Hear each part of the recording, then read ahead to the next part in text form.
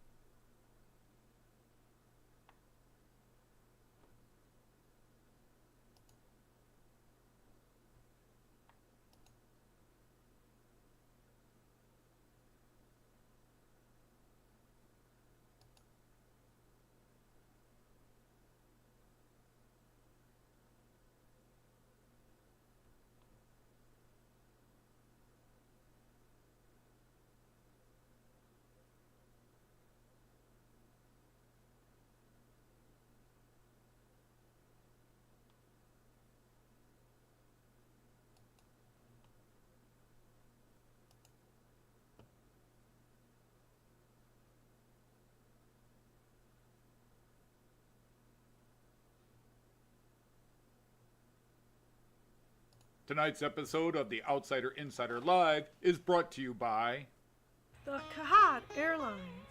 Khan understands luxury international airline service. When the trip is more important than your destination, fly the Kahat Airlines. The Kahat Airlines prides itself on having the highest trained pilots in the northern Himalayas. Oh, who cares where you want to go, man? Like it's the trip that matters. And I will get you somewhere, somehow, eventually. We will take out the Missouri this time! This time the Missouri goes down! All seats on board are luxury seating with the loveliest of flight attendants to serve the finest Kanunistani cuisine, all made with the legendary Kahat special recipe. Try the brownies, man. They are righteous out of sight, darlings. Yes, for a trip you may never want to come down from, fly the Kahat Airlines. Kahat Airlines. Get high on the plane while you are high on the plane. Kahat Airlines is a subsidiary of Kanunistani Travel Agency, owned and operated by the Royal Khanate Governor of Kanunistan. Kahat Airlines' times of departure and destinations may change at any time, even mid-flight. All travel is at the whim of the flight crew or any cool ideas suggested by hip passengers. Reservations and bookings are not guaranteed. Passengers with gullible personalities and large bank accounts are welcome. Squares and uncool types are asked to seek travel via other means. All information is on our website as soon as we get around to finishing it. Kahat Airlines is not responsible for lost luggage, passengers, or planes. Fly Kahat Airlines.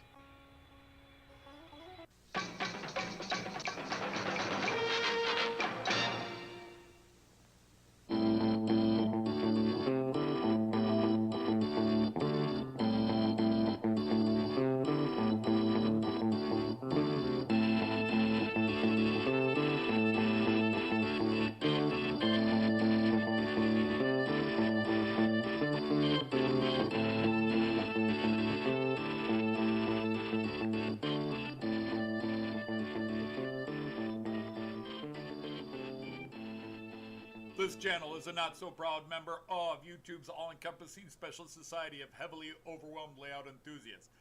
Check any railway show, check any railway club, check any layout, check your own house. You'll find one of us somewhere. Warning, the content of this stream is not suitable for children under the age of 16. The topic, language, themes, attitude, and personality of the presenter is not appropriate for anyone, much less children under the age of 16. Topics discussed will not center on trains and will focus on anything except politics. It just happens trains are running. Any similarity between characters, situations, trains, and intelligent thoughts is strictly a coincidence. Any rebroadcast or transmission of the stream without the express written consent of Major League Baseball is strictly prohibited. Viewer discretion is advised. Remember the 3 rules for model train layouts and pretty much anything. It's your layout, do what you want as you want. Do not tell someone else what to do unless they ask you directly what they should do. Do not call out, mock, criticize, or insult another channel on your channel or anyone else's channel. Thank you for your cooperation. Hey Hey everybody, my apologies. Like last week, apparently the audio is working fine, but I'm dropping a lot of videos, so you're getting a little bit of video and then freeze, a little bit of video, then freeze. I am trying to figure out why it's doing that. My Ethernet connection is great. My settings are right on OBS, but last week and this week, since I've been back, we've got this issue and I can't figure it out. So as long as I don't blow up my computer, I guess we're good. So anyhow, let's see who is here today. Hey, Jerry the Caledonian, how are you? Welcome in. Steve Childers, nice to have you. Chimera Wargaming. Buongiorno. Tom Couples is here. Nice to have you here, sir. Jean Ricard, hello. Darcy, hey man, how you doing, Eric? Blue Thunder Whisper Mode, welcome in. Artie, who is either up early or just never went to bed. Hi there, Ethan Armitage. How are you, young lad? Let me see. Manshed Railroad, welcome back. Kiwi Dave, how are you? Let's see. Terry Elrin, nice to see you back. You're working on the West Coast, understood. And Edward just ended his stream. Well, I was just there until almost before you ended it. Hey, Josh W56 is here. Andrew March West Junction is here. Nice to have you both. Joseph Agliato, great to have you here. And I may be all caught up. Again, as you're coming in, I apologize. I have been trying to source out why this is happening. My OBS might need an update or something like that, but I am having freezing issues. My connection says it's good. My settings are right. But last week when I watched this on playback, yes, I watch my own live streams on playback. I noticed that we had freezing of the video. The audio was consistently good, but the video freezes here and there. So I can't... I am trying to sort it out, and if you have suggestions, email them to me afterwards rather than try to fix it here now, because I have tried to go through the settings and everything. I don't know why it's doing this. Okay, so anyhow, what's up this week? I am dropping a lot of videos after months of really not doing much other than my live streams, and of course a month in the UK. I am finally kind of working myself back in action, and that involved buying some things. So I dropped a video on my new class 143, which also included a little bit about my class 101, which I bought before I went to the UK and had already been running on the layout. So I wound up never doing a preview or review video of that one. And then earlier this week, I got my class 245, and I did a review video of that. I am also beginning to post, beginning tomorrow morning, I am posting some videos about the meetups with YouTubers. I'm finally getting around to editing some of that. I just got done editing all the pictures, and now I'm editing video. And I'm not going to necessarily put stuff about our trip to the UK up, but stuff that is train related, like meeting fellow train UK YouTubers, I think warrants it, and so I'll be posting some videos on that.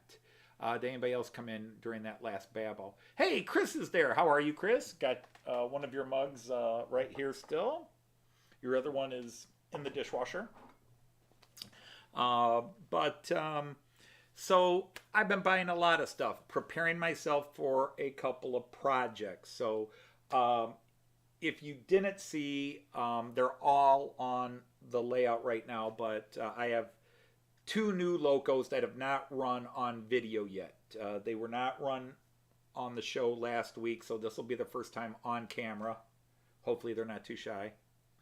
And I got a few things here, so let me share some of the new things with you. So the first thing I got is something new but very old. Well, kind of old. That's this. And these are actually already on the layout. Now, these are the Märklin double-decker red Regiobahn. And for those of you who don't know, Regiobahn is just Regio is German for commuter, regional traffic, as opposed to the high-speed cross-country traffic. Regio is commuter. I have a set of these. And some of you may know I never completed the set. I always had 4 cars and not 5 cars in the set. And this has been impossible to find. And on top of that, 2 of the cars in my set had issues. Well, the American store, Renaud's, just west of Chicago, the American store Renaud's that sells a lot of European, well, I mean, that's what they primarily are. They are a European train-based company, and they sell a lot of Märklin. They claim to be the biggest Märklin dealer in the United States, although there's a shop in Florida, Micromundo World, that argues that case with them. Hey, Tim JD is here. How are you? And did I see Digger is here? There he is, Digger Evans, who posted a video today. Ifo is here. How are you, Ifo? And anyhow, I've been wanting, I already bought the Hobby Trade set. You guys may have seen that 3-4 months ago. I put up a video and I ran them gorgeous cars a few months ago. The Hobby Trade 5-car complete set. So technically I have that, but I've always wanted to get this Märklin set complete. Well, long story short, too late. Or as, you know, Smokey would say that. Too late for that. Somebody cleared out their collection. And they just had basically a garage filled with their model train stuff. And one of the things they had was this. And what I did was I bought this.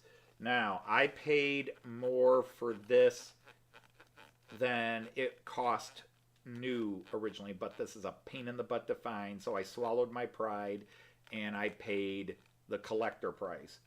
Still not a horrible price, but more than I paid for it when I bought it new. I bought my original version of this. But anyhow, what it allowed me to do is replace the control car, which has had some issues, and one of the bad cars, plus add a car to make the full 5-car consist. So you will see that running. As Jean Ricard, it will be Steuerwagen first. It's running with the 245 because this often runs with one of 2 locomotives. This runs with the 245 or with the 146-1 or 146-2.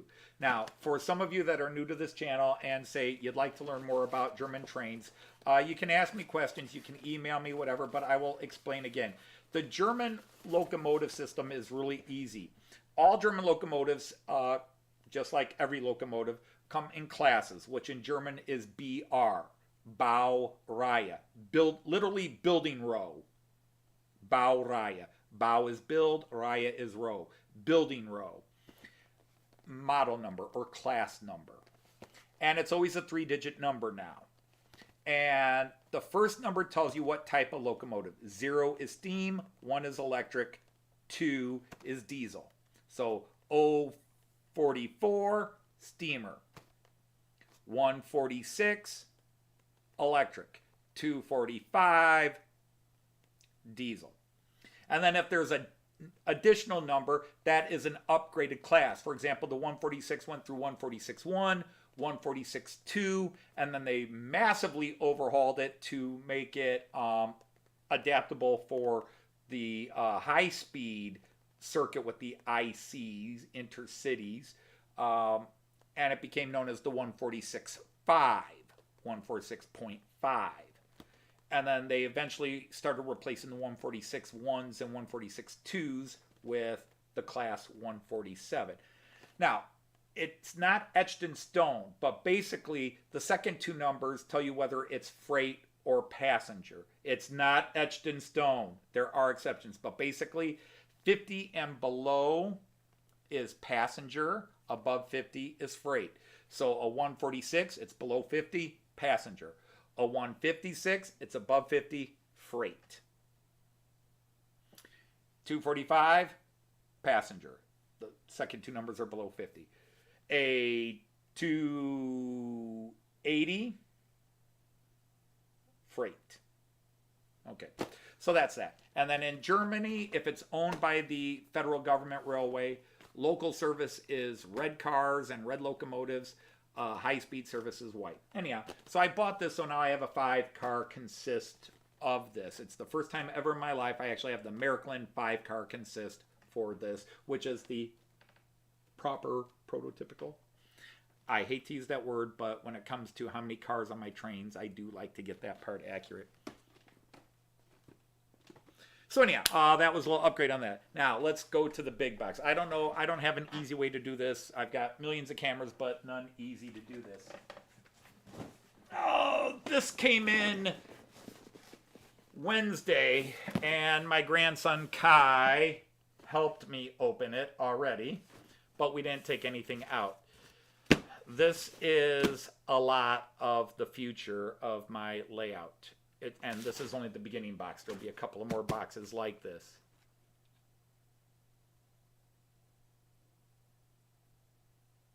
There you go. Yeah. EFO's got it all listed out for you. Because, yeah, those the 400s. The 400s are electric EMUs. And then the 600s are DMUs, diesel multiple units. Okay, so anyhow, maybe I can adjust this camera down. And let's see what's in the box, as long as we're not giving you a crotch shot. So anyhow, my grandson Kyan's already played with this, but what's in the box? Now, I already took out some of the, just to make sure everything was here. I didn't want to be surprised on camera. Just to make sure everything's here. I already took out some of the packing. It did not arrive packed like this. It was, my shop Lipa packs everything nicely. So the first thing I did was I bought 2 more ICE4 cars. I still have to buy 2 more. These cars will probably never be added to my ICE because the ICE4 is a 12-car consist, but I can only park 8. 9 is too big for my parking yard. So right now my ICE4 runs as a it runs as I only need to buy 1 more of these because I did buy 1 earlier. So right now it's running as a 9-car consist, but technically it's a 12. I just have to get 1 more. So I got 2 more of these. These are going to stay in the box. Hey, Leslie is here. How are you, Leslie? Hot Dog Pilot 63 and Carl Braun. Bang, got your junctions here. All right. Lots of track.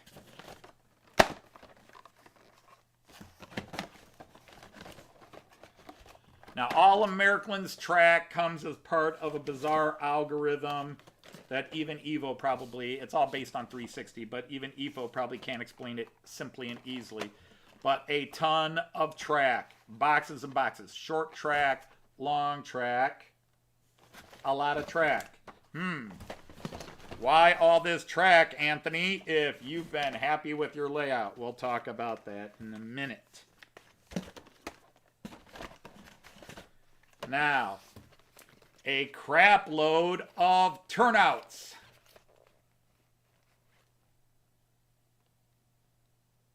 A bunch of turnouts. I'll explain why. A bunch of turnouts. Decoders for these turnouts. And motors for the decoders to run. So that's what was in this box. That's what this big delivery was. Just all kinds of track, and then decoders and motors and turnouts.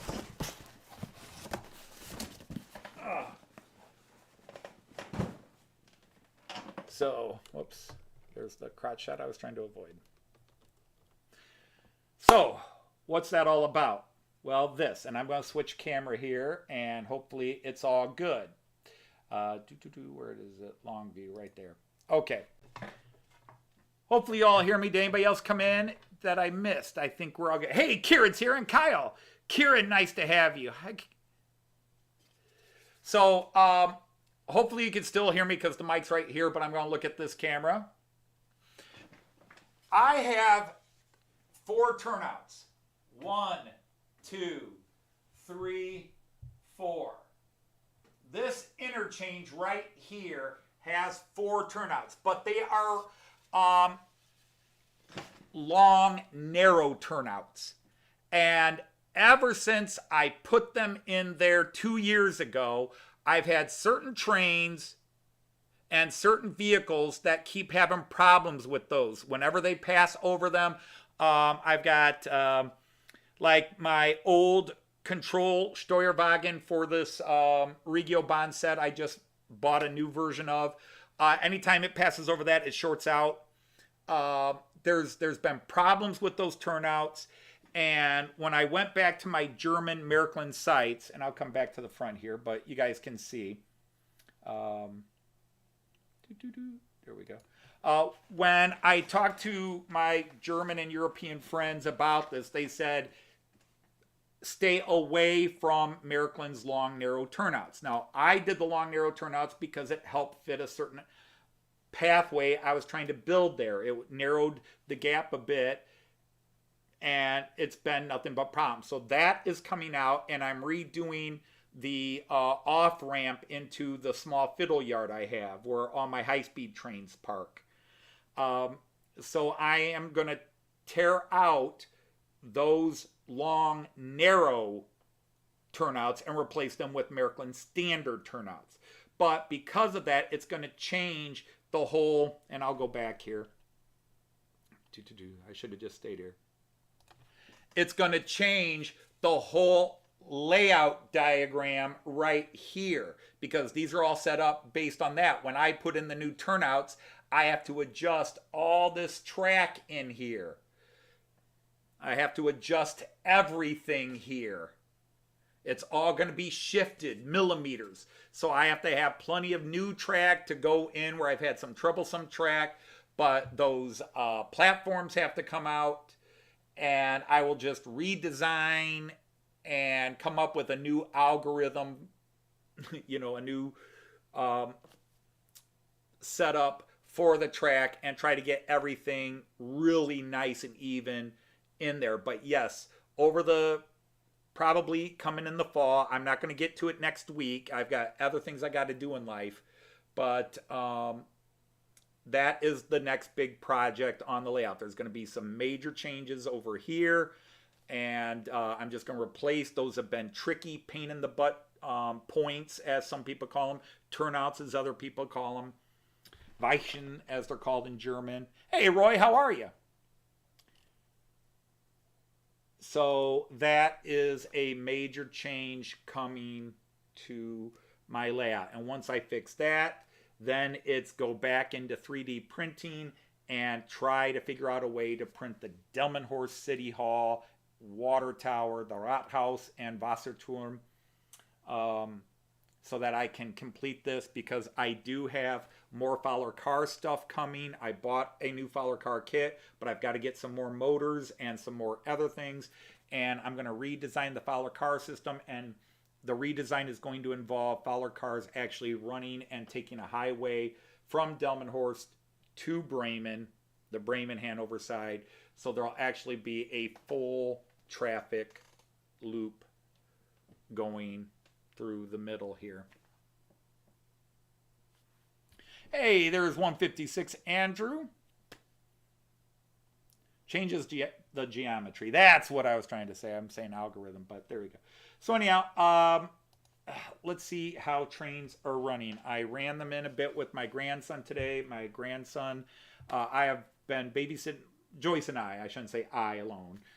Joyce and I have been babysitting our grandson the last 3 days, 4 days. Has it been 4 days in a row? But yeah, when he comes over, he either wants to go outside and pick my raspberries, the last few that are ripening. He loves raspberries and he loves picking them right off the bush, and Opa lets him eat them. So he eats them. So right above me is that was the 245 that just went past me. Yeah, it looked white on the one camera.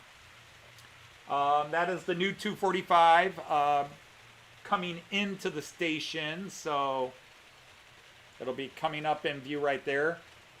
It is going, it's taking a little bit. It's got that built-in Brava delay. Watch the video and I explain it. It takes it a little bit to get up to full speed, but that's the 245 going in. And then the new 143 is up on the incline, coming into the layout as we speak. Just got blocked by the 245.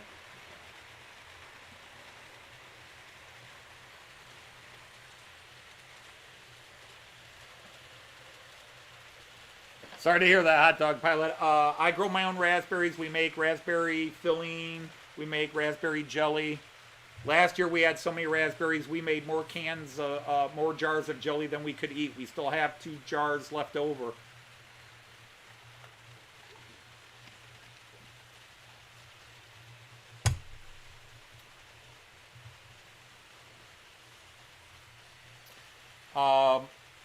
Yeah, I did plan on running even the 143 Steuerwagen first with the Class 482. I gotta make sure, does it have the right lights on? Yes, okay. The problem is those ESU, though, they just went that way.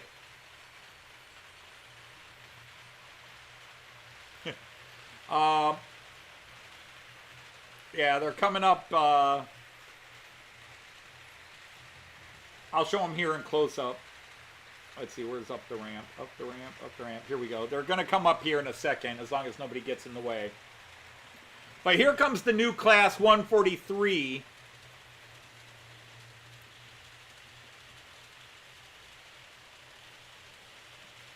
And those cars they're pulling are Nahverkehr, it's called. Nahverkehr. In other words, basically, commuter traffic again.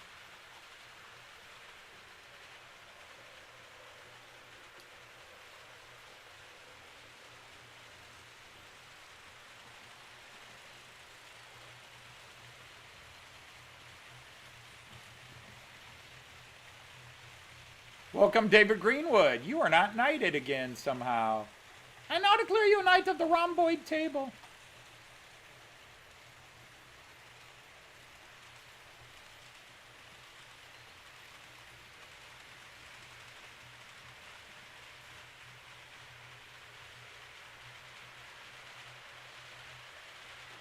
Yes, it does, Efo, but you and I, we can pretend it's not.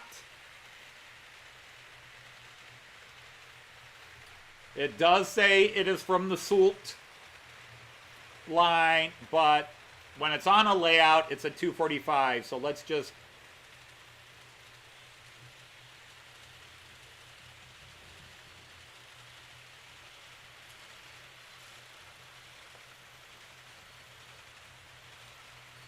But yeah, the long, narrow turnouts and Merklin's curved turnouts seem to be problematic.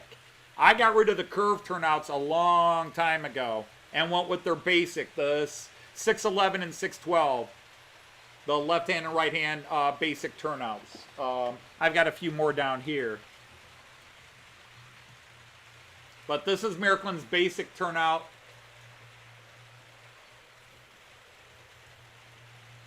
The 611 or the 612, depending on whether it's a right-hand branch off or a left-hand branch off. 611, 612. That's where you fit your motor and your decoder, so no bus wiring down to any sort of turnout motor. There's your turnout motor. I know you guys have all seen these before, but every now and then I get new guys. There's your turnout motor. There's your decoder. It's all underneath the bed. No drop wiring. It's all right there. You just set the address on the decoder. Whatever works for you. Some people do it by location. Like this is the Delta Junction 5, you know, so DJ 5, whatever. Me, I just do it left hand, right hand, turnout, and then evens are on one side, odds are on the other side. Hey, Randall Ellison, I think, is here. Mintlingas. Yeah, because they had the Zilberlingas. Yes, they were called the Rotlingas. Although, yeah. But anyhow, I wanted to finish what I was saying about that, but let's go back to some cameras so you can actually watch trains going. These are from ESU. These Rotlingas. And the first time I ever rode a train in Germany, we rode on one of those. We rode from Delmenhorst to Bremen in Rotlingas, or Endverkehr. And, yeah, they're not the most comfortable of cars. They weren't. They're an older generation of cars. But anyhow, to go back to this, they're made by ESU. Now, ESU started as a interior computer tech company. ESU made the first Märklin Central Station. And then something happened, the contracts ran out, there was a disagreement, all this stuff factored into it. And Märklin elected to use some other company to build the Central Station 2. And ESU said, oh yeah, watch this. And they built this C-Gleis, which, in my opinion, was a superior machine to the Central Station 2. Märklin, in return, built the Central Station 3, which I personally believe is somewhat superior, slightly superior, to even the newest version of the C-Gleis. And the nice thing is, for Märklin, you know, the control systems I use works for all scales, except for their super large. They're one scale. I think it covers up to G. Yeah, I saw you guys were well over 100 degrees down there. We just got past. Yesterday, the high was 84. Today, it was 81. After 10 days of 90s, which up here is just miserable. We occasionally will hit 100 up here, but usually in late August. Mid-late August, we'll have some. But yeah, the ESU cars, for the fifth time, and I haven't finished that thought, lightweight, beautiful but fragile. Really nicely detailed, but fragile. You look at it wrong, and a piece breaks off. I'm not impressed with the build quality of ESU rolling stock. I will not even dare to buy another ESU car again. I do not own an ESU Loco because I've been hearing they're awesome, I've been hearing they're bad. But of course, ESU to Americans is most known for their Lock Sound and Lock Pilot decoder system, which when I got into the hobby 6 years ago was considered the best. And now some people say because ESU has branched out and gotten into other things, the quality of their decoder and decoder programming has come down. I can't speak to that. People that have used ESU for a long time can speak to that better than me. I know lens chips, which I think Märklin works with lens now, or worked with lens after they broke up with ESU. They used lens chips, but ESU did the programming for the Central Station. Just insane. But yeah, at one time Märklin used lens chips, and then Märklin decided to go in-house.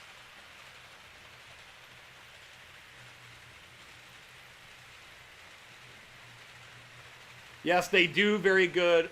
And hey, Roy, how are you? Yeah, ESU decoders. Again, I am finding people both in America and the UK. I'm not finding German, European, continental European sites, but on UK channels and on American channels, I am finding more than a few people that are not happy with ESU chips, decoders. They're like, they're not that good. Again, I do not I just buy decoders pre-installed on my stock, or I send it off to somebody and have it installed.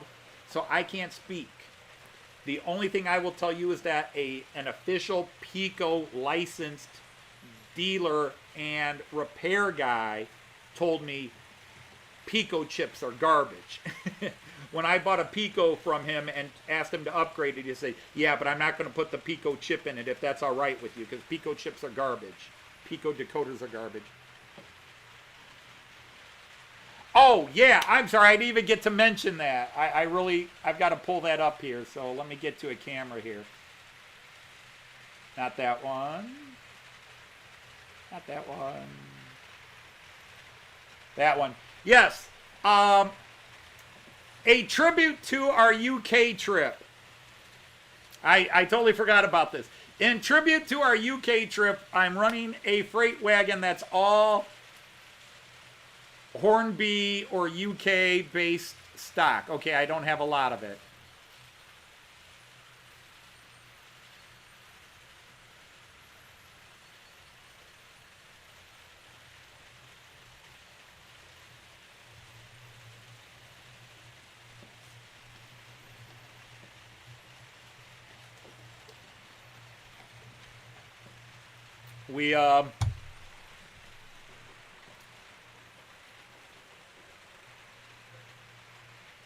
I'm waiting for it to come around. Here we go.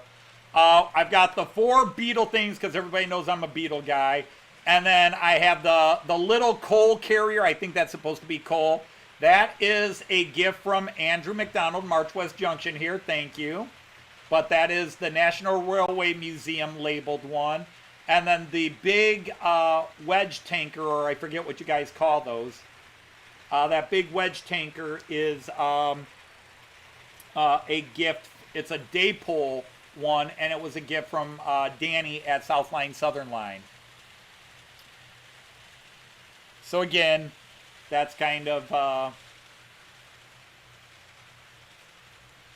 So yes, I was talking about the other trains and then went on about those ESU cars forever. But yes, I am running a UK freight bit with whatever UK freight I've got. It's going below me right now.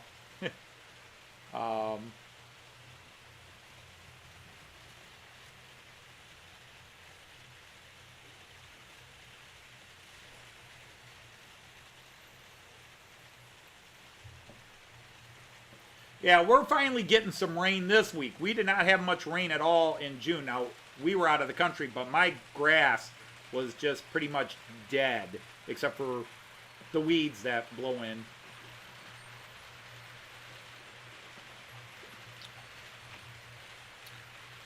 We need to reevaluate what we consider grass, flower, and weed, because the weeds are much hardier. We should just grow weeds and stop worrying about grass.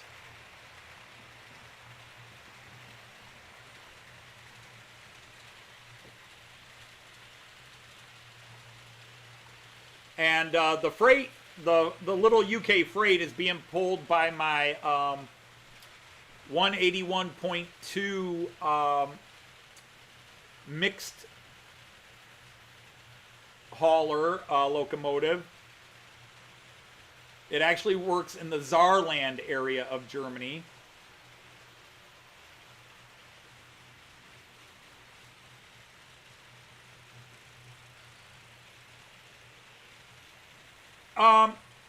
Yeah, EFO, I changed them out to Roco couplers because I didn't have enough Märklin and I had a bunch of spare Roco couplers.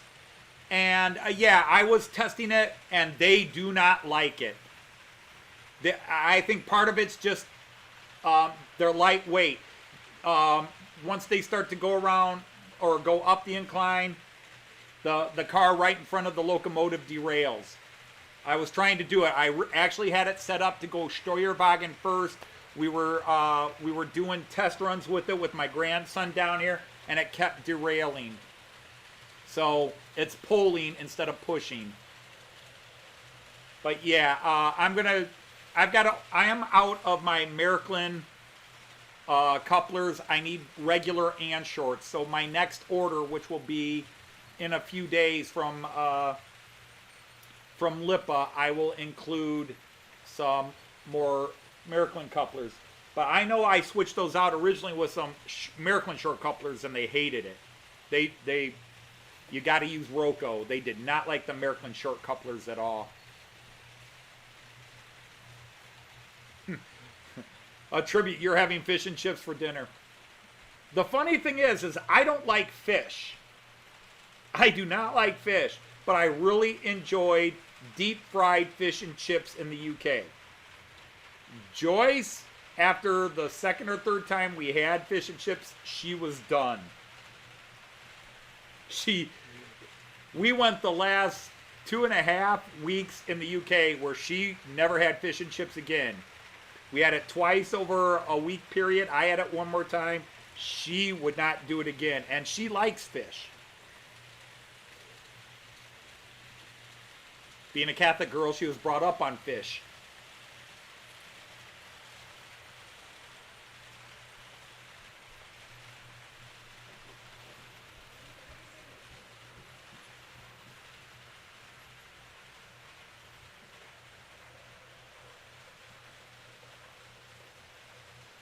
But,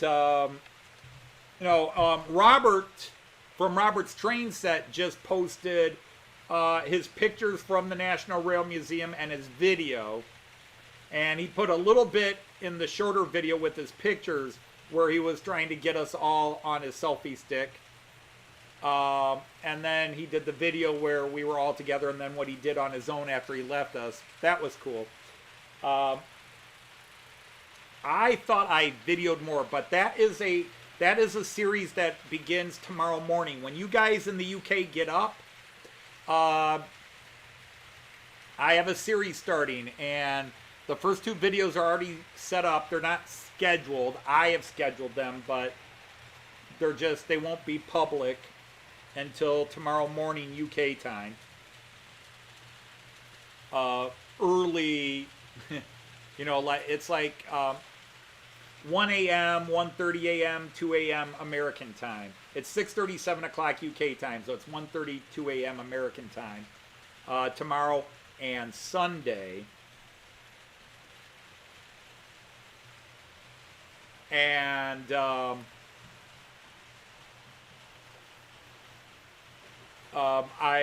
I'm doing them.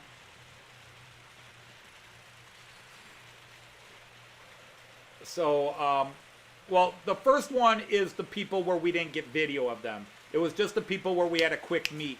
Like where I met Philip Page and we didn't get any video. Or when we met Tim, we didn't get a lot of video of that. I hear, I see. We were talking to people. Hey, there's Leslie. I think I said hi, Leslie. Hey, Simon's here. How are you, Simon? Good to see you. No. Where are you? You want to move that box out? Hi. Hi there.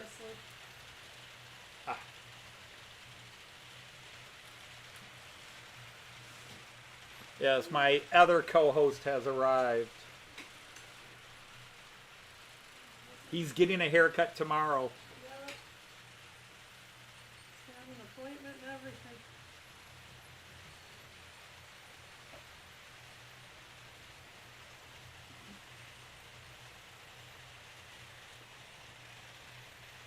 If you don't know, this is Kyan. Khian.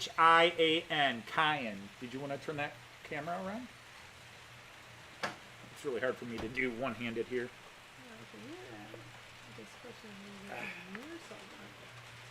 Where can I put this, Kyan? Well, I'll put these down here for now. You want the trucks?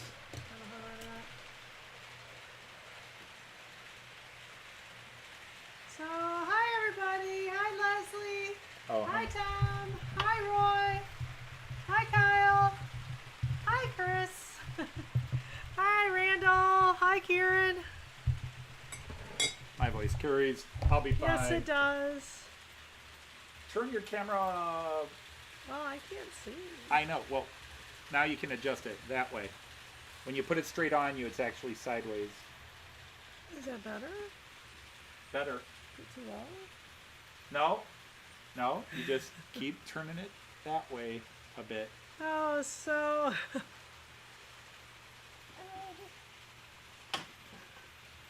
Oh, it's one place. So, hi, Digger. Evo, I think you have the same hi, issue Carl. as you get when pushing SS-15 flat cars. The coupler return spring pushing the car up. Could be. Sometimes it's those stupid Hi, hot dog. buffers. Hi, March West. Don't worry about it. It's Hi, Darth. second time I ever said his name, I Oh, said it don't worry wrong. about First time it. he was online, I said it wrong. Hi, Artie. I kept Hi, calling him Joseph. Kian instead of Kyan. Hi, Railfish. Hi, Sean. It's so much easier to say hi, everybody. Yes, it is, isn't it? Hi, everybody. How are you? It's like I'm done.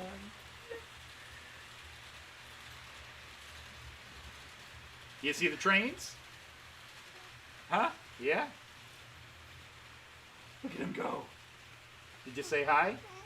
Yeah. You're allowed to misspell words. Yeah, it's a little different. I mean, obviously we're so used to it. It's the boy's name. Yeah. By the way, I don't know how soon, but Joyce will be posting a couple of videos about Yes, the UK I trip. will. I'm working on it, so I'm thinking probably one Sunday. I So think I'm maybe that Joyce will be close. dropping her first new video in months on Sunday. What's up? Do you want us? Can you see? Oh man, 108 degrees, gross. Indeed. Hi, Happy Valley. Yeah, we're just muggy, really muggy today. Yeah, we're just muggy, but not bad. Chibitos trays. Oh, you want to put it back there? Okay. That looks good. Your new Okay. puller. I'll put this down there if you want that. You can have the yellow submarine.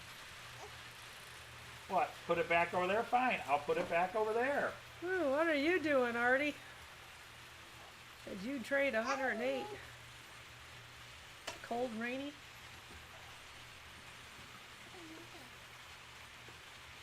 Hi, Dwight.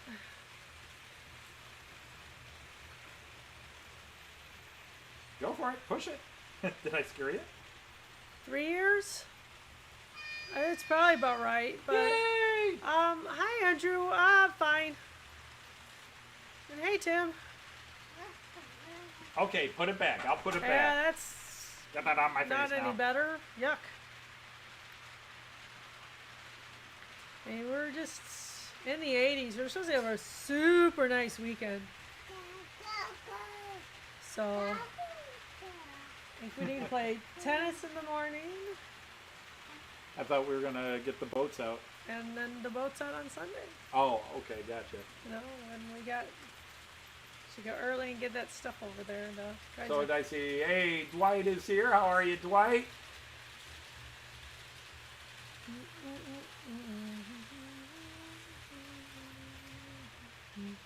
okay, you are. I wondered. I saw reports that Sydney was flooding badly, so I wondered how close that was to you.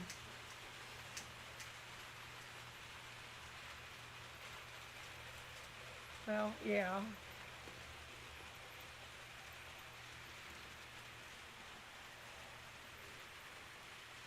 Look, it's you. Does he want his milk? You want some milk? I want the milk, but I have cars in my Also, hand. yes, it's such a, life is hard when you're that age. Decisions.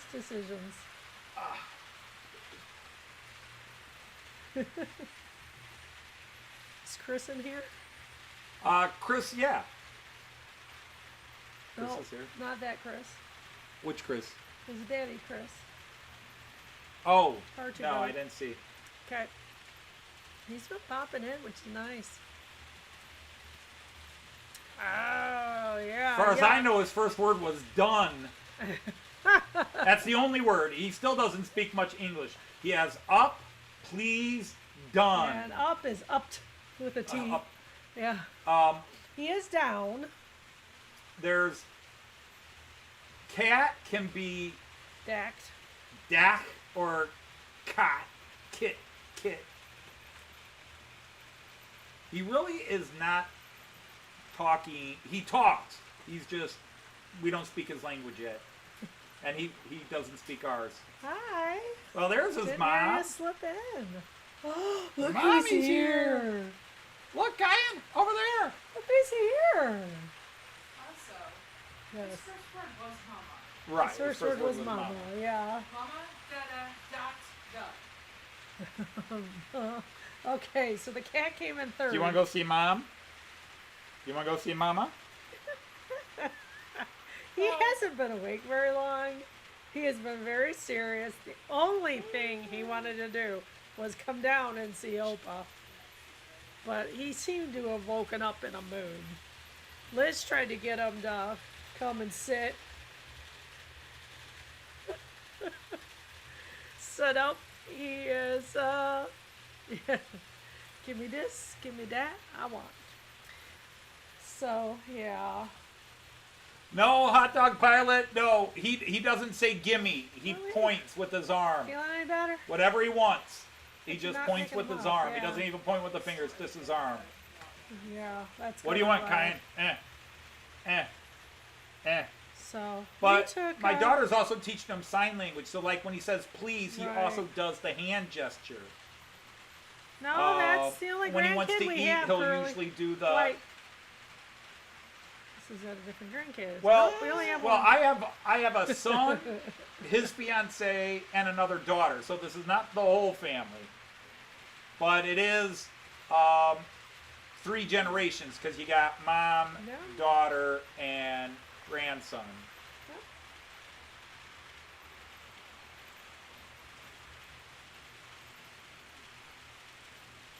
This is not the daughter that had the birthday already. Her Right, yeah. birthday's in October. Yep, That's she's- the other daughter. She's the oddball. Yeah. Those of you who follow me on Facebook, you might have gone, wait a minute. You had one kid had a birthday on July 6th, and then you Yeah. said happy birthday to the other kid on July 7th. Yes, they were born 3 years and 6 hours Yep. apart. Yep. And My daughter Elizabeth was AJ born. late and Lizzie early and AJ late. My daughter Elizabeth was born That's 11:30 at backwards. night. Lizzie early, AJ. No. Lizzie late, AJ early. Right. Elizabeth was born 11:30 at night on July 6th in 1992, and my son AJ was born July 7th, 5:30 in the morning on July 7th of 1995. So 3 Remember years that? and 6 hours apart. We had to wake you up and take you to grandma. Somebody was like, I don't want these kids to be born on the same day. I don't want these kids born on the same day. When I And went what do we in do? We labor celebrate with their birthdays on the same Elizabeth, day. I was in the bathroom and you heard me and went and got Dad. Yeah. Yeah. No, you were. So no. You Oh, were you were talking about your still first awake. words. Ah, your first words.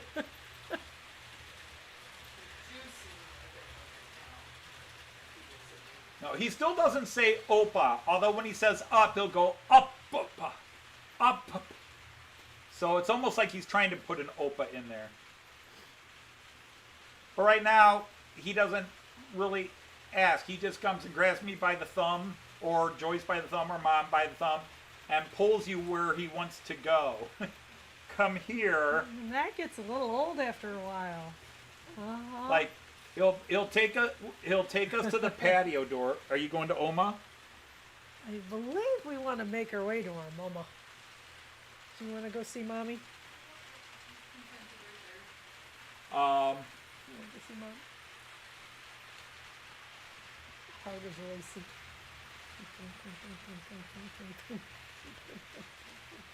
But I will just get done running the trains and take him upstairs. Okay, we've run some trains for a while, Kyan. Because he grabbed me by the thumb and he takes me little to... rabbit. We have a gate that prevents him from getting to these stairs. There's a gate up there. And so he'll stand at the gate and with his arm he'll point down. And he knows the trains are down here. He's fully aware the trains are down here.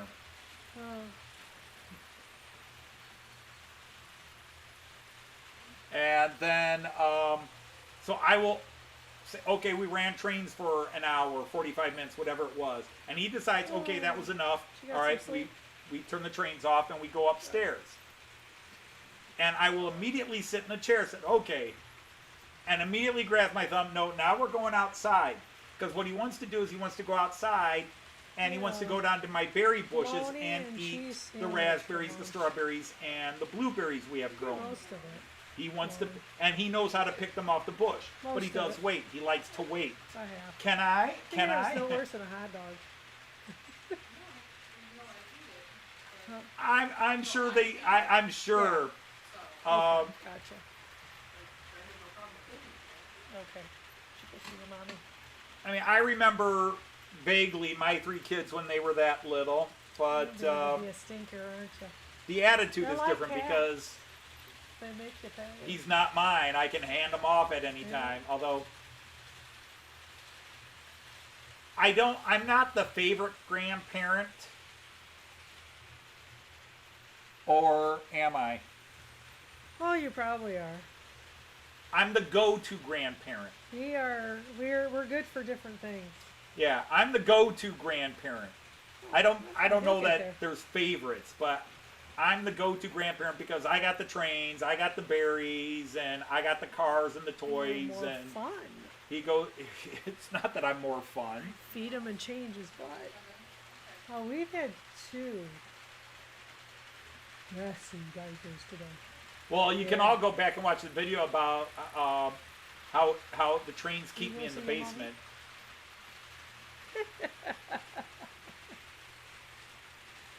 Orange Army has invaded the Austrian Grand Prix. Okay. What's the matter? Okay, yeah, there we go. I got a hand. Yeah, Grandma, come with me.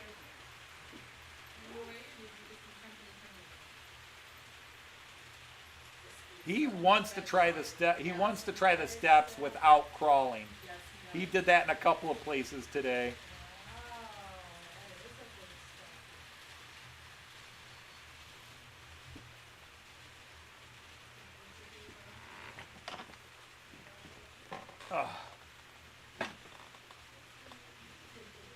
But yeah, so that's been the craziness. But I was very pleased that this. You can't see it; it's going up. Maybe if I catch it up the ramp. Yeah, coming on the outside here, I was very pleased that this 8-car set handled Steuerwagen first, but it's being pushed by their American cars, and that's my heaviest loco. That is that Class 101 right there. That DB Museum Design and whatever. Let's get it quick. But yeah, I've only tried to run the Steuerwagen first a couple of times and it didn't work well, but this time it's working well. But that's because it's got one of my best locomotives pushing it.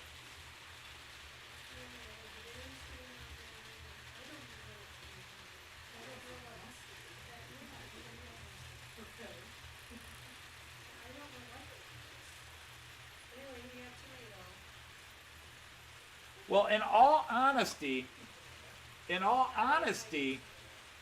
Artie and anybody else, Kyan has been brainwashed into liking trains. And my daughter will occasionally send me an email from home like, somebody woke up grumpy, so we put on train videos to cheer him up. Cracked his head on his step the other day, so we put train spotting videos on. Yeah, he bumped his head, hurt his head, trying to climb up steps or come down steps, I forget which way. You know, big, crying, couldn't be consoled. She put on train spotting videos and he just... And he does that in the house. He's got favorite cartoons and he'll watch them for a couple of minutes and then he'll decide he wants to do something else. You put on a train video, he'll watch it for half an hour. It's not realistic, Jean Ricard. It's just one way. Yeah, he does a lot. I can show you plenty of videos from Germany where the locomotive goes first. Just behave yourself, Jean Ricard.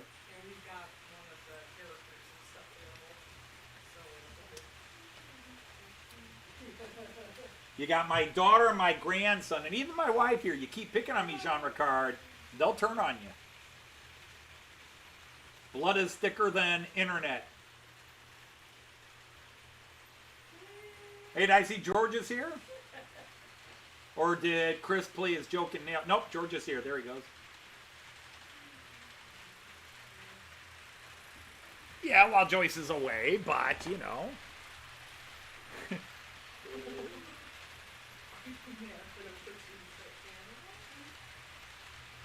Oh, there, I could just put Joyce on the camera that way. You turned it, he growled. Yeah. I what? You turned it, he growled. Oh, he did? Yeah. Oh. Ah, don't change my camera. You gotta get my good side, Opa. But yeah, I've gotta... I don't think it'll be next week, because I'll probably need a couple of days to do it. But I am getting a new computer supposedly next week. I have a guy building me a computer based on my needs. He's a guy that specializes in streaming and gaming computers. And he's building me a computer. And we'll eliminate some of these problems, but I don't know if it'll be next week or the following week that we will be broadcasting with a new computer.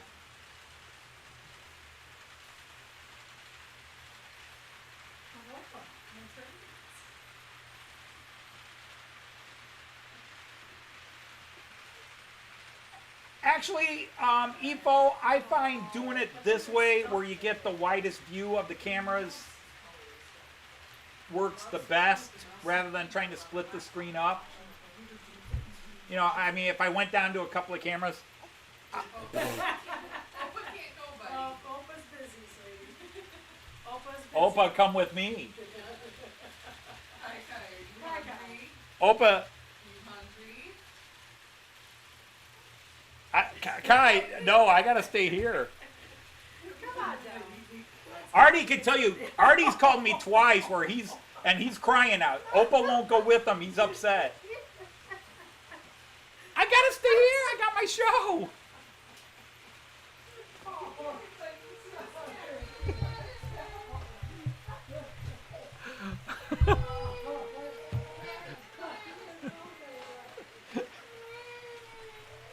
What an evil grandfather. I'm laughing at my grandson crying, but that was, Opa won't come with him. Opa's not coming with him. Boom, instant tears. Hey, there's Philip. Nice to have you, Philip. So again, beginning early tomorrow morning, I have already scheduled the first couple videos about all the people we met in the UK, the YouTubers we met in the UK. Yeah, see, Eric, my dad had probably a very classic, worth a lot of money, old Lionel train, probably from the 30s or 40s from his childhood. He had it in a box that he kept in a crawl space in the one house. I think my father, in all the years I remember him, I think he got that train out once and ran it. But if I ever went to the crawl space and just grabbed that box out to look at it, he, put that away, don't you dare touch it. Blah, blah, blah. But he would never run it. I'm sure at one time it was worth a fortune. I don't know what happened to it. For all I know, it's probably still up in the attic. My mom still lives in that house. A little crawl space. It's not even an attic per se. It is literally a roof crawl space. It was a house built in 1971. We moved in 1972. It was a garbage dump little house. They used the thinnest wallboard you could use. If you leaned on it, you fell through the wall.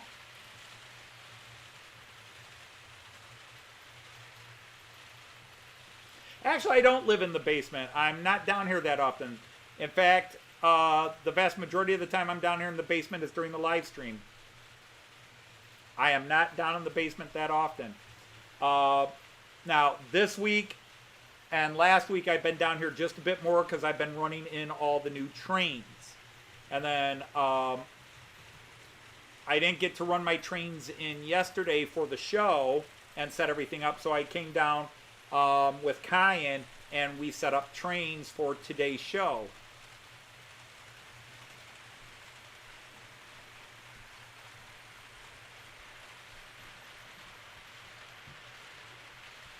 Well, I'm sure they'll take him upstairs and show him something. But what he wanted was, he wants Opa to go upstairs and take him outside and let him pick berries.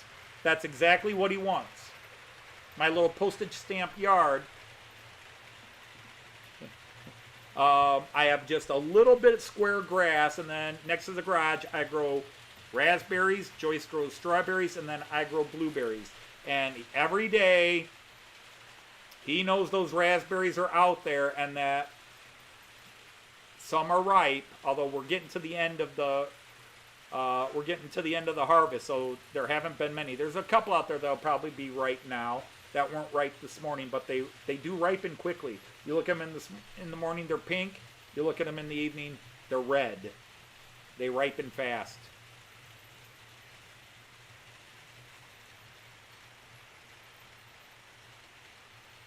Well, hello, O-Gauge. Yes, I got two new locomotives that are running for the first time in a live stream today. That one right down there. That's the new, I didn't even get a chance to mention that. Pulling the EC. That blue car set, that is an EC, which is Euro City, which is international trains, but every country has their own coloring system. Those are Czech. But they run, the Czech ECs can run Czech to Hungary, down to Austria, into Germany, to France. It's just, each country has its own group of EC cars that they contribute to the whole. So that's going around on here. The new 101 is doing that because I didn't want to make it try to push that big rake of cars. So I have the other new 101 doing that. So 101s, I still have another 101 over there. 101s are the primary go-to locomotive in Germany, in the German federal rail system, for long distance high-speed trains that need locomotives, as opposed to the ICEs, which have control cabs. So the 101. They used to use the 111 and the 112 as well, but those have all, even I think the 103 and the 113. But those are all out of service now, only the 101. So the 101 is the primary. If you see a German IC, it's being pushed by one of two or pulled by one of two locomotives. Either a 101 or a 218. Just depends on what part of Germany you're in. You see the 218s, the diesel wrong one. You see the diesel 218s. This is a 218, it's a diesel. It's my second diesel locomotive. I now have 3 diesel locomotives. I have the Class 223 Hercules, which pulls my Alex train. I have my 218 here, and now I have the 245.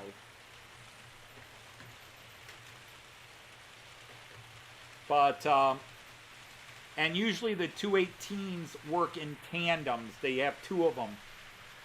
And always pulling. I have never seen the 218s pushing. The 218s pull. But the ECs often don't have Steuerwagen attached.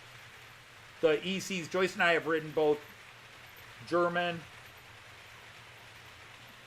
One was technically Swiss cars, but it was German locomotives on it. But it was Swiss cars, the SBB.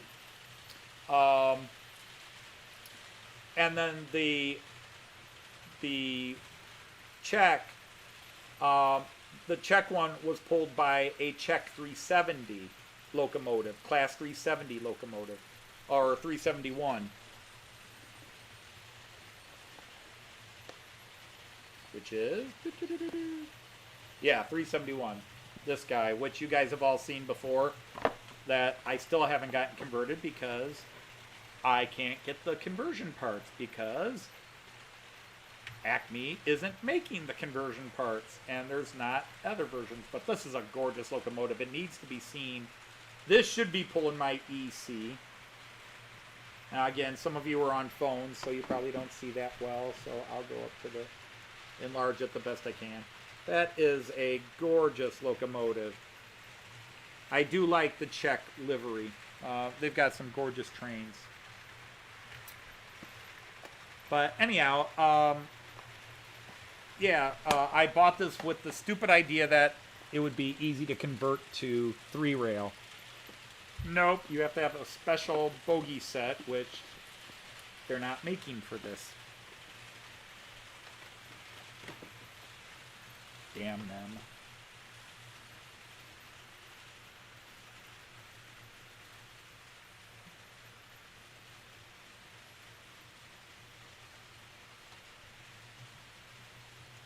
So yeah, the drastic changes are coming to this side.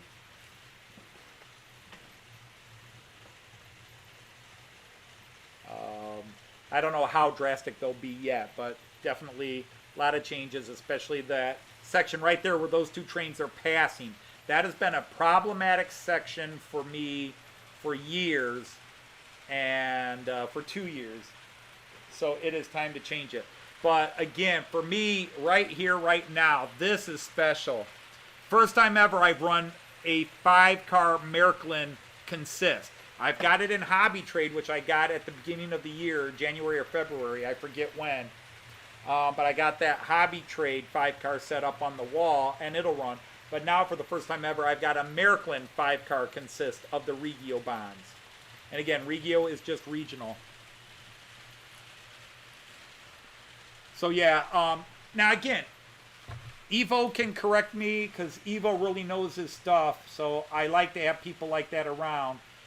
I don't speak lies. I just don't always have the full story.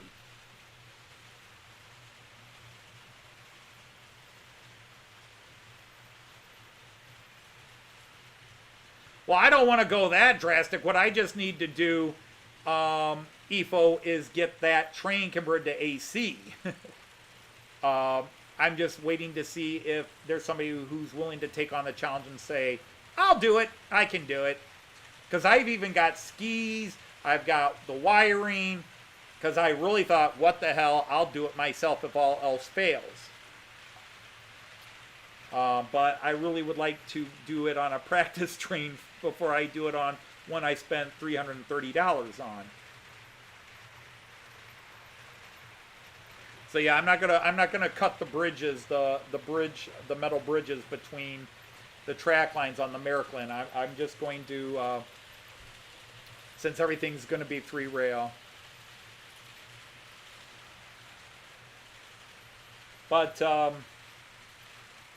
yeah, there's my little special tribute to my UK trip with my Beatles stuff, and then the National Railway Museum from Andrew McDonald, and then that big tanker from South Line, Danny at South Line, Southern Line.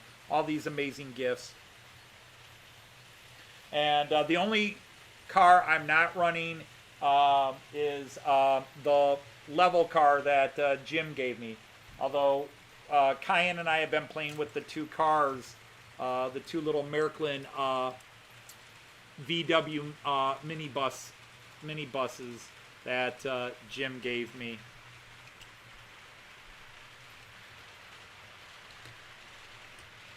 Yeah, although, Evo, I got to trust you on that, but when I look at the Czechs, I have seen a lot of Märklin 3-rail.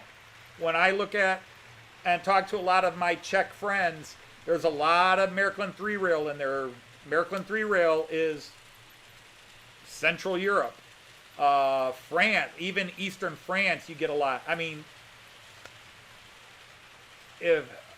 there's clearly a huge enough and dominant enough market for the Märklin 3-rail system that Rocco, Brava, Pico, and several other companies, including Acme, will make 3-rail versions. That's what makes me mad. Acme released, when I bought this one, they released 4 Czech locomotives. They released a Class 380, a Class 381, a Class 371, and a Class 370. The 370, they released in AC and DC. The 381, they released in AC and DC. But the 371 and the 380, DC only. So 2 of the 4, they released both 2-rail and 3-rail versions. And then 2 of them, they only did 2-rail, DC versions. Not Maryland. There's a Pico version of it.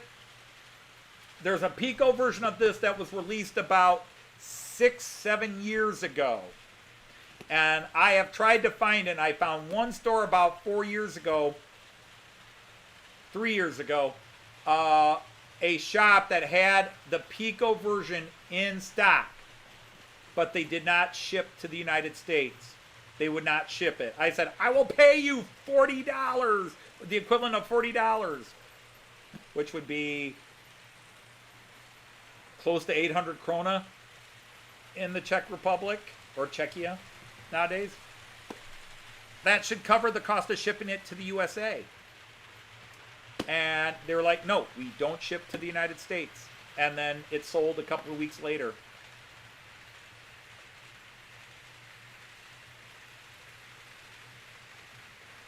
But, so yeah, it was interesting that that 2 of the 4 new locomotives they made for both systems, and 2 of them they only made for the 2-rail system. It's just weird. I don't understand why you do it with 2, because they were all Czech. And then Pico, no, not Pico, Roco this year is releasing the 371. Roco is releasing a 371, except it's in the red and yellow livery, which is not the one I want. I wanted the blue and white livery. But Roco is releasing a 371, but it's not in the right livery. It's still Czech, and it is available in Maryland. Buy it and paint it. Yeah, I'm not gonna try painting. 10 years ago, I would do that. I would buy it and paint it myself, because I would do a pretty damn good job painting. Nowadays, I can't really paint.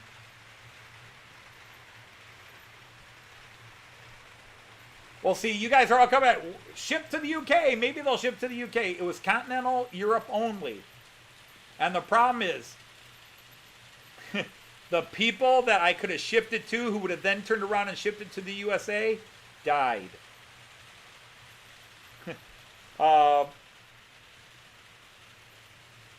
My best German friends that would have let me ship it to their address, and then they would have shipped it to the United States for me, they both passed away. One in 2014, one Christmas of 2020.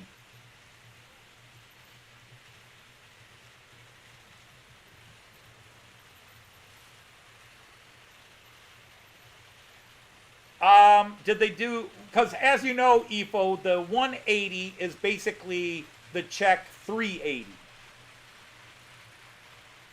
And as far as I know, no. Like I said, the 370 and the 381, they did in Czech.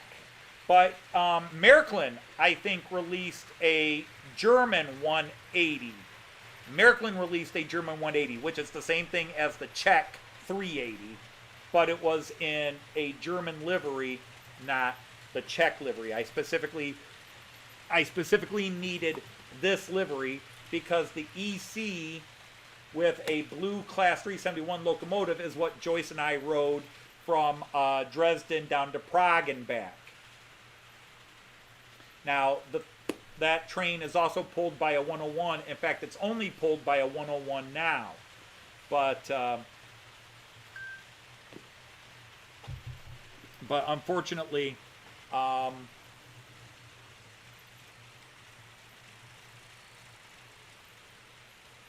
well, is the EFO, is the 180 the same chassis as a 380 or a 371? I thought the 180 is the same as the 380. They would have the same chassis. I don't think the 180 and the 371 are the same chassis.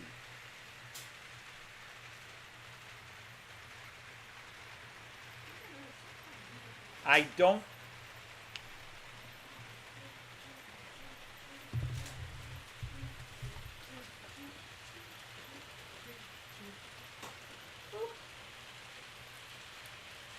Are you happy again? Yep. Are you coming back to OPA? Yep. That's where I was led. Okay.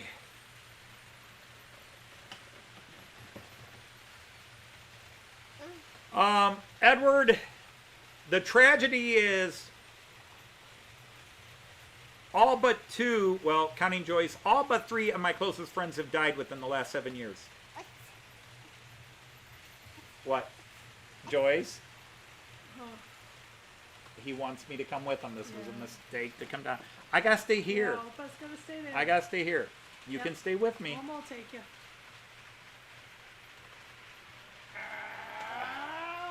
He came right back down. So much. Don't you want to stay here and watch Opa? Watch the trains. It has not been, and one of my closest friends has cancer that just returned. After being in remission, it just returned. It's very sad. Oh, I think we're leaving. Okay. Yeah. At least, but Anyway, let's hit the like button, please. We gotta get to 30. so unfortunately, it has been even guys, friends that I had taught with. I've had a lot of friends pass away the last few years. My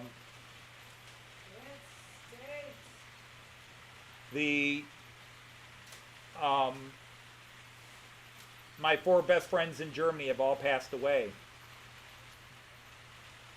That's been hard to deal with. And then my absolute best bud friend outside of Joyce,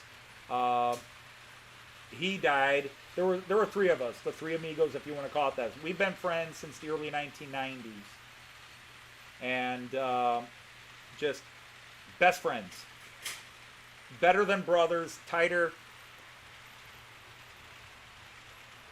And all into history, all into various things, shared a lot of interest, and he died of a combination of issues and complications from hepatitis, plus then the bug got him.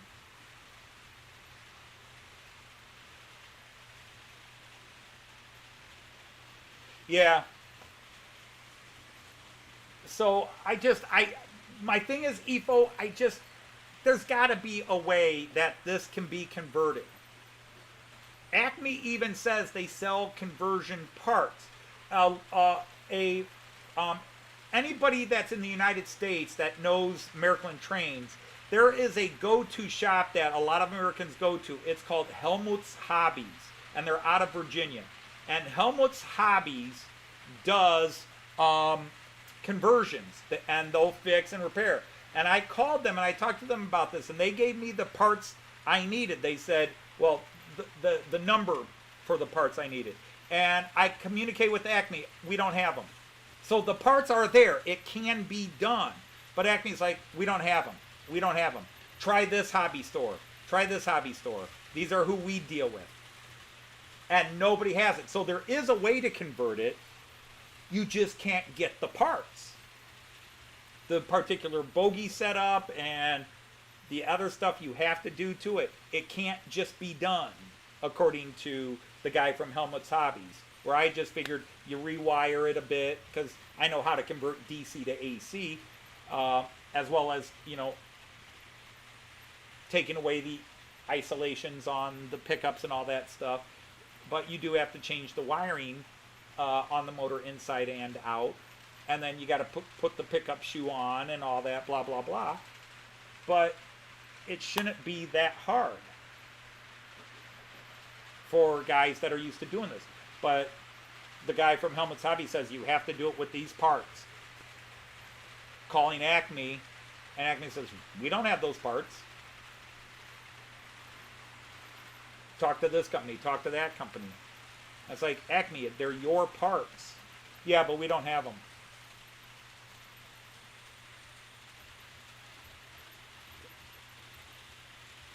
Hey, Damien. Yeah, sorry to hear that.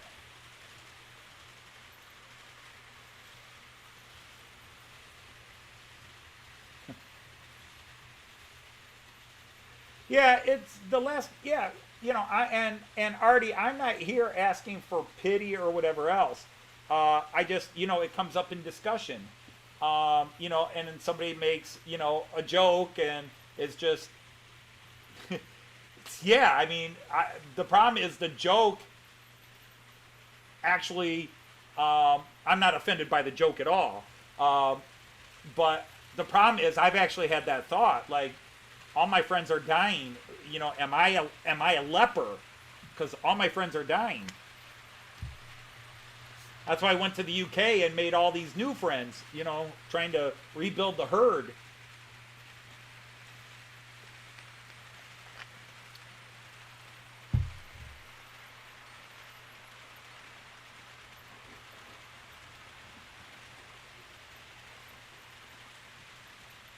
If I can find it, Artie.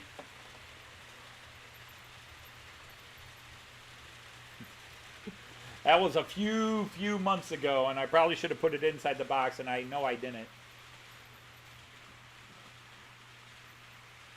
But eventually, I'll get it converted, or I will find somebody. I will get it converted, one way or the other. I just wonder if I want to give my friend out in California a big challenge.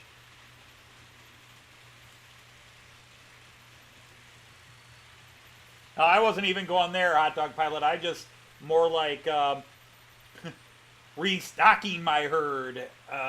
You know, all my friends are dropping around me. I need more friends. And now that I'm, you know, the thing is at work, you know, since I've retired, in case you didn't catch all those announcements that I was retiring, now that I've retired, the thing is, some of my friends retired sooner than I did. They were able to retire sooner than I did. So they did. But even colleagues at work, it's a weird thing. I'm married to a teacher. I'm a teacher. Joyce is a teacher. I don't want to hang out with a bunch of teachers after teaching all day. I don't know if that would make sense to you. Because we spend all day at work, homework, the kids, and this and that, and this issue, and that problem, and that problem, and that problem. And what do teachers talk about after work? The homework, the kids, and this and this. And I don't want to talk about, when I leave work, I don't want to think about being a teacher. I grade the papers, I've got a grade, and then I don't want to think or talk about teaching. And that's very hard because Joyce comes home from work and she wants to talk about her day. And I'm a very good listener. And I'm like, yep. Oh, I'm sorry, honey. Oh, maybe that'll work. And then Joyce will say, so how was your day? And I'll go, it was okay. And boom, I'm done.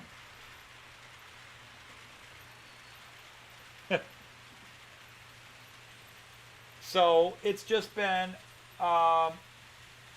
crazy in that regard. So again, I don't know if that would ever make sense to anybody. Because a lot of guys, hey, they're auto mechanics. They love to hang out with auto mechanics.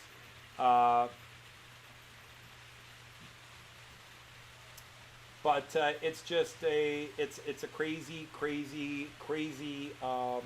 situation. Everybody's been in there. That was like when Joyce and I were going through what we went through to get to the UK and then get home from the UK. I was posting stuff just to update friends and family. I wasn't trying to rage against the world travel situation or anything like that. Because when Joyce and I stand in line, we're like, yeah, our flight got canceled. This guy's like, I've had 5 flights canceled on me the last 3 days. I've been trapped in this airport for 3 days.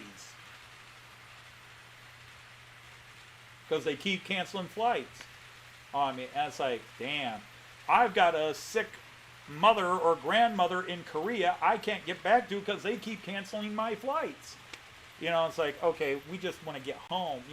Our problems do not match up to other people's problems. I try very hard not to complain about things in life. When my job was hard, my job was as hard as any job in the world. And my job was hard. But the job of a Burger King burger flipper is hard. The job of somebody who washes dishes at a restaurant is hard. A clerk, a bag boy, a bag girl at a grocery store, their job is hard.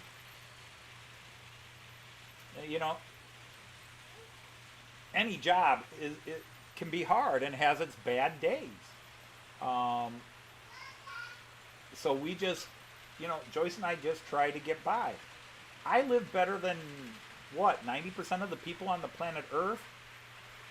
Joyce and I have a phrase, we call it first world problems. When we start complaining, oh my God, the air conditioner's broke. I remember my dad, well, when I was your age, we didn't have air conditioning, blah, blah, blah, blah. And it's like, yeah, I know. But I'm used to it, and it's frustrating when it breaks, and you're going to have to pay money to get it fixed. All right, Kieran, take care. It was nice to see you, man. So we, when Joyce and I, we try very hard never to complain about a lot of stuff, because I could complain about the size of my house, but then there are homeless people. And yes, I've got this amazing big basement, but this is half my house. This is half my house. This basement is half the house. It's a small house, but then we've lived in houses in the UK that were much smaller than this. And we stayed in places. It's a good neighborhood, good neighbors. It's a good house. I raised my kids here. I've got my trains here. And, when all is said and done, I won the biggest lottery of all. Joyce and I are best buds. We've been best buds for almost 40 years. We just celebrated our 35th anniversary the day before we got home from the UK. June 27th was our 35th wedding anniversary. And that's hitting the lottery. A lot of guys like to make jokes. About, hey, I'd get less time for murder or something like that. And we all make those jokes, but I don't make those jokes because Joyce was the lottery. Joyce was the big kingpin lottery in life. When you are able to meet that one person that you can spend the rest of your life with, and go through thick and thin and survive it, and we can still sit here. She's 56, I'm 58, and we sit at a computer and do stupid voices for a cartoon we make, and we laugh our heads off.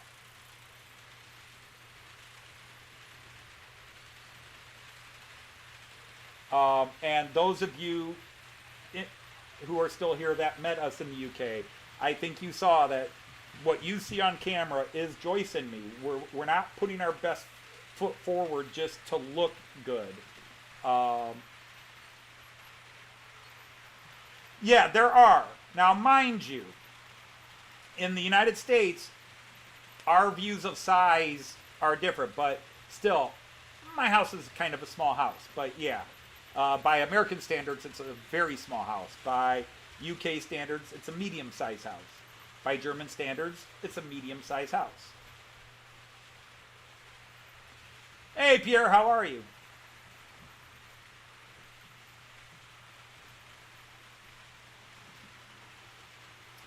But we just,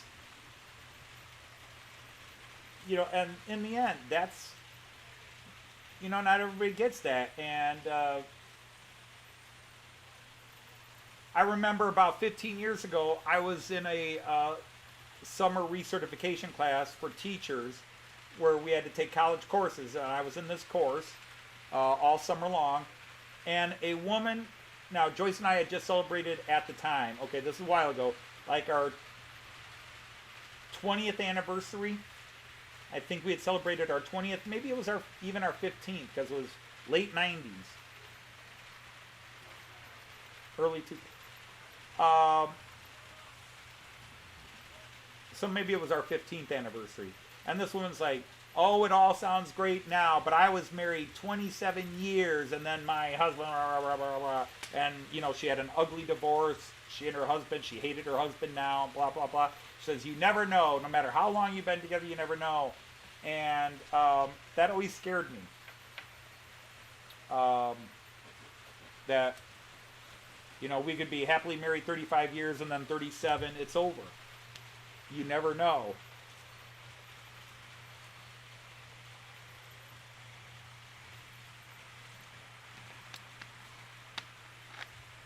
What do you mean, do I do it? Do a little bit of putting the best foot forward? No.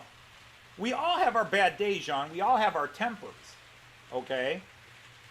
None of you guys that met me in the UK were around me when I was trying to fix some plumbing and the pipe broke. Okay? Then you would see a different me.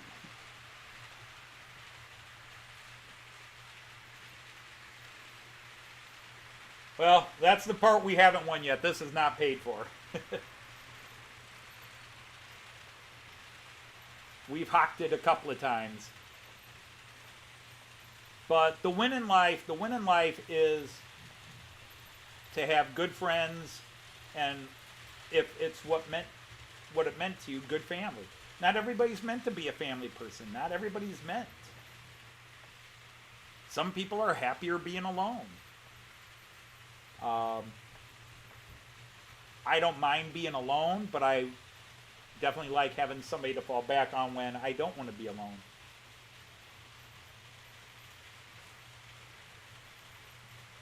But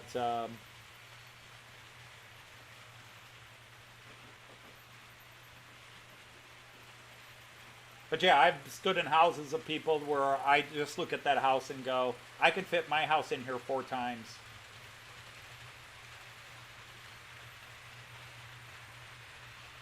Tom Jones disease. It's not unusual to be loved by anyone.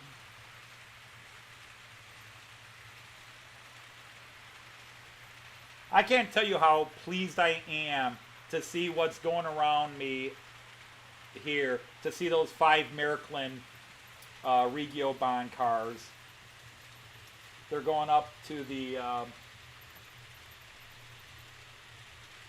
wrong one. Yeah, right there. To see these guys going.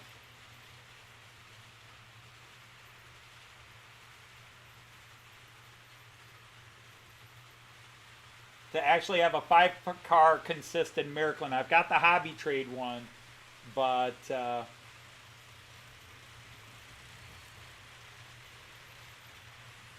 finally have a 5-car consistent Miraklin really makes me happy. The only problem is I gotta now populate. I've got a bunch of cars I need to get passengers in. I've got a ton of cars I need to get passengers in. All right, Tom, take care. Thanks for stopping by.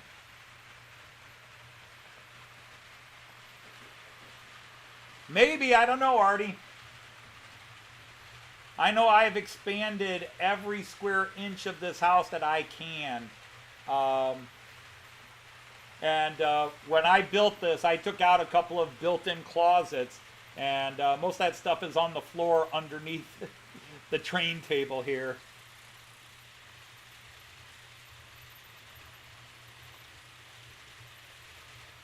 But yeah, we stayed in a small cottage in Cardiff, and it was very nice for the two of us. It was, I mean, by our standards, it was small, but it really was very functional for us.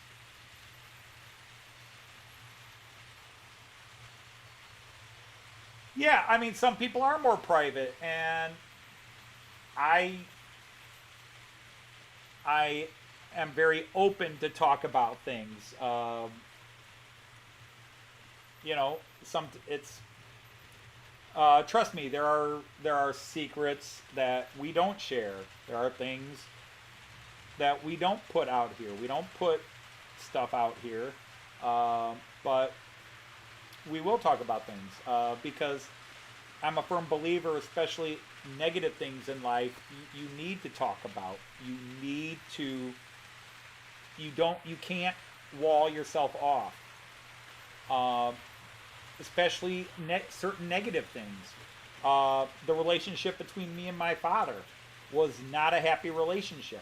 Now, if you want to psychoanalyze and explain, well, this explains why you're like this and why you're like that because of your relationship with your father, that's fine. But the idea is, especially guys my age, you weren't supposed to talk about the relationship with your father. So if I can sit here and talk about something and say, oh man, my father, and somebody else says, oh God, my dad was a complete and utter, bastard too, and I had two insane parents, and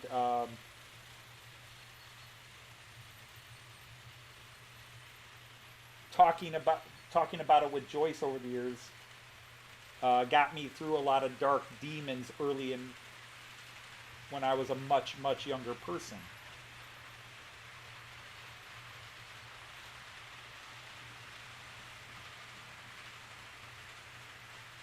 People don't want to travel on my trains because they don't ever stop at stations. Well, as soon as one of them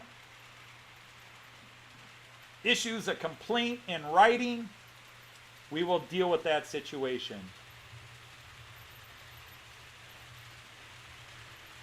As soon as one of the little people, once off the train or once off on the train,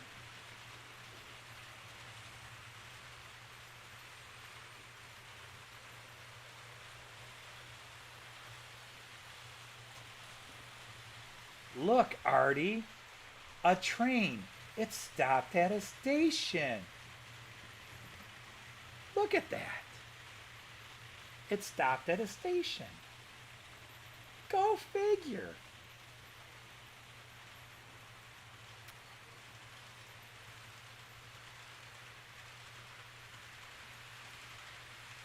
And yet, nobody got on and nobody got off. Because you know what, Artie?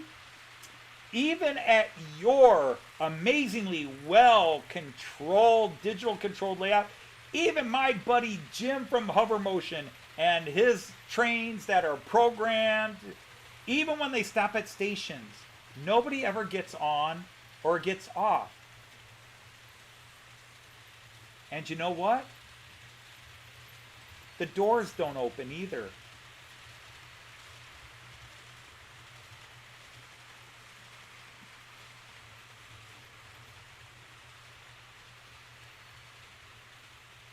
Yeah, I need to buy a ton of sitting passengers. I'm thinking of investing again in the big bag of the Chinese figures where you get 300 for $8 or whatever. They're horribly painted. They're horribly awful. You can paint them up, but I don't even do that. When you stick them on a train and the train's going around, you just see little flashes that there's somebody inside.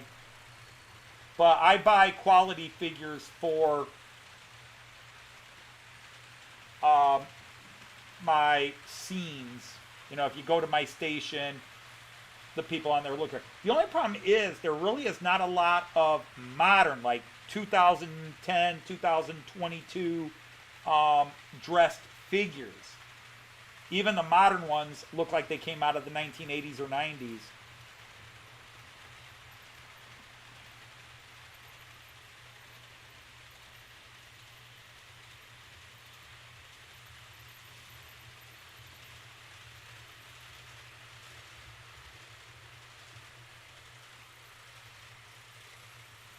But, you know, again, we will always fall back in the model train world to rule one. Rule one. Whatever makes you happy. The minute somebody tries to harsh on the happy part, all you're going to do is make them dislike you or talk them out of the hobby.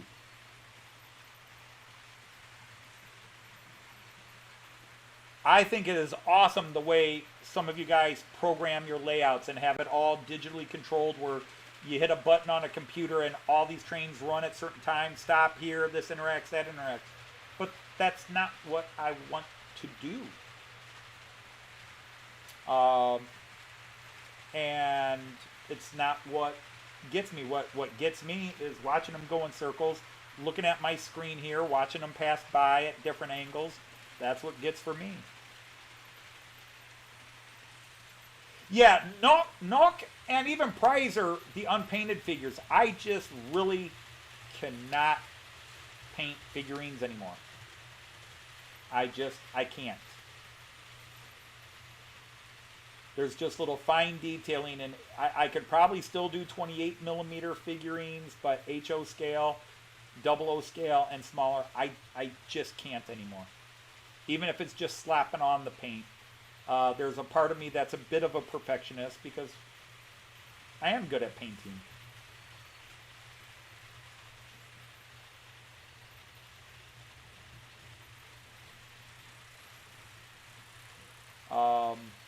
Yep. Put the sound on the trains. Put the sounds on the trains. Run the trains first. But hang on here.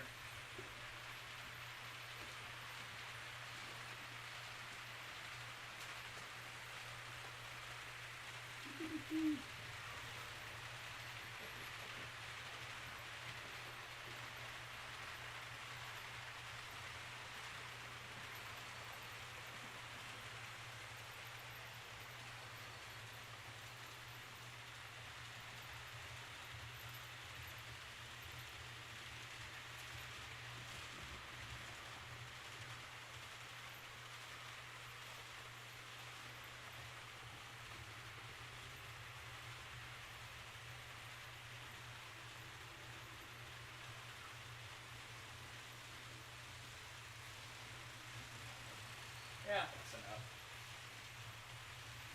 That's enough.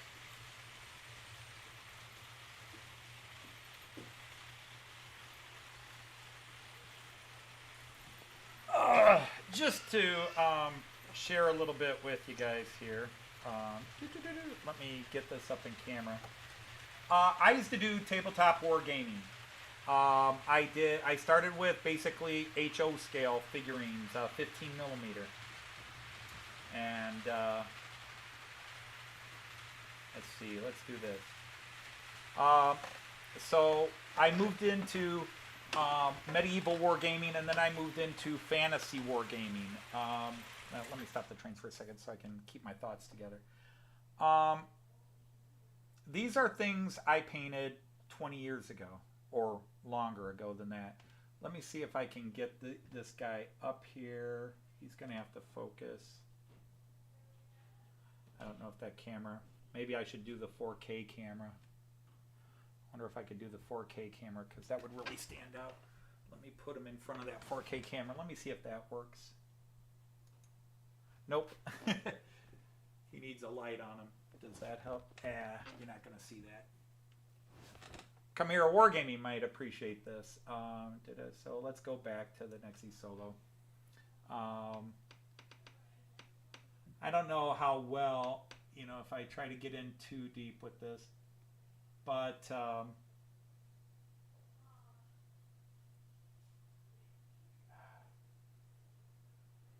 don't know how well that shows up. I really think the 4K camera would be better.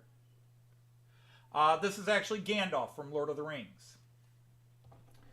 This is another Gandalf I painted from Lord of the Rings.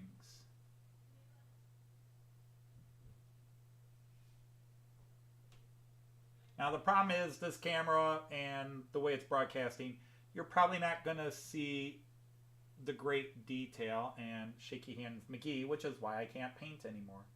I'm really trying to get these guys in here and hoping the camera focuses.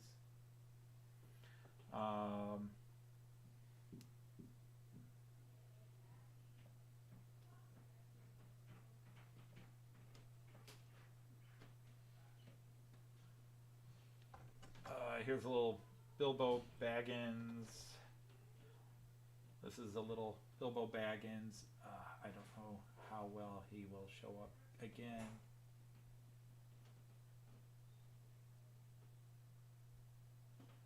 There you go.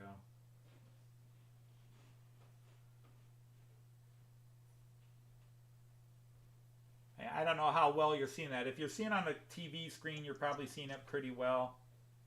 I'll bring this guy up again.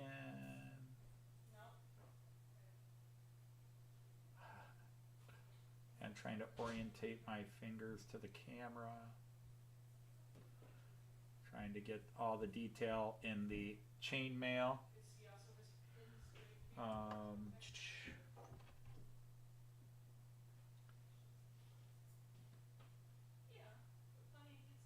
The coloring, the shadowing. Again, this probably is not trying to get some light in it so you guys could see. And you really should see the face on this guy, but I just can't get it in well enough. I was damn good, okay? I was damn good. And I just needed it. Unfortunately, the nerves in my fingers, especially in my left hand, which is my primary hand, I'm a lefty, I can't anymore. I shake. And people can talk about, hold your wrist like this and do this. Hold this. It doesn't work. I have taken medicines. The doctors keep changing medicines on me because they don't like the shakes and the hand tremors, as they call it. Somebody's saying goodbye. Somebody's saying goodbye. Bye-bye. Bye-bye. Bye-bye. Say goodbye to everybody. Goodbye. Bye-bye. Yeah, Love you. bye. Bye. Love you. Bye. Okay. I can't do it anymore. Oh crap, what just happened? Oh, we lost some freight trains. What happened there? Sorry about that, guys. The start and stop created a little issue. Doo-doo-doo.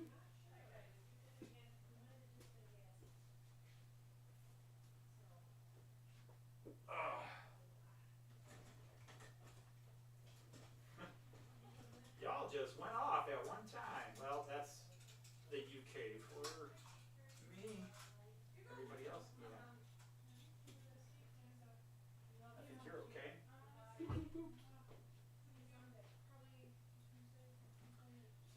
On that start and stop, they disconnected, and I didn't catch the train going the other way. I'll just park that for now. Sorry about that, guys. My UK. The UK freight all disconnected, and I didn't catch the freighter going around because I was talking and not paying attention. And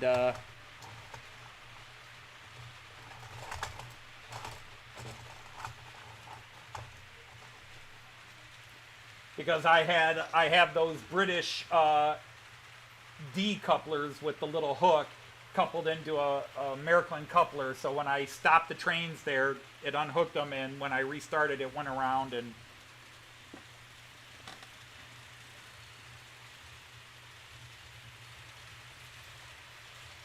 there's that. And yeah, you know, when, like, for example, Maryland, I gave the one I had to Cayenne. Maryland and a couple of companies will do the dark windows. Even my Railjet, I never put passengers in the Railjet because they have tinted windows. Even when they light up, you really can't see inside. You can see there's a light on inside, but they're very tinted.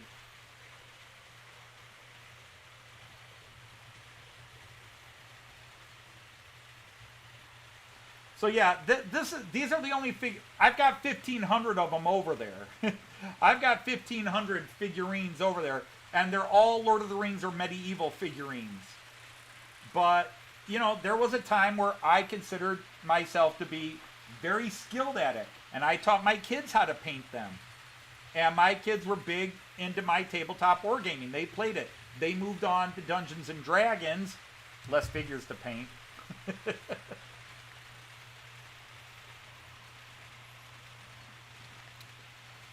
They moved on to Dungeons and Dragons, and I didn't follow them. I always told my son that once I retired, I'd join his Dungeons and Dragon parties. And then he moved to Columbus, which is 2.5 hours south of here. So I don't think I'll be joining his Dungeons and Dragons, although I guess he's playing online now. So push freight was not a thing. It tried to do push freight and failed miserably.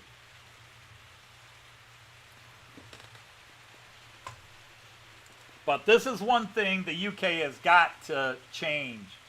Although I think it would create utter chaos in the UK. The coupling system on UK cars, this business. And I know you've got the Hunt couplers and all these other ones now.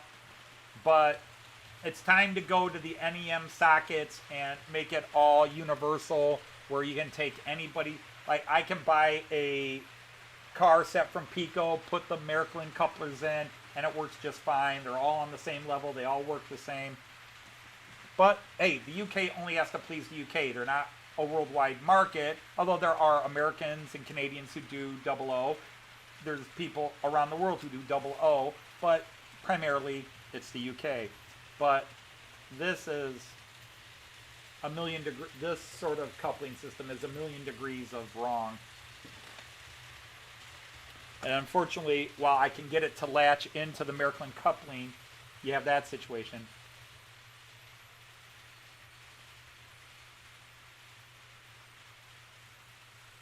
Did they?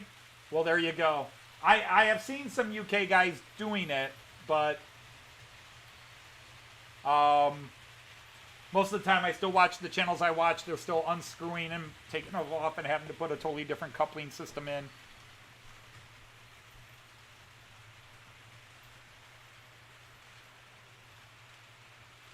Because, yeah, this one from York is NEM. Tonight's episode of... Whoops, sorry about that. This one's an NEM coupling. So I wonder if I could get one of my Roco couplings and put it in. Actually, you take this out, it's almost a Roco coupling.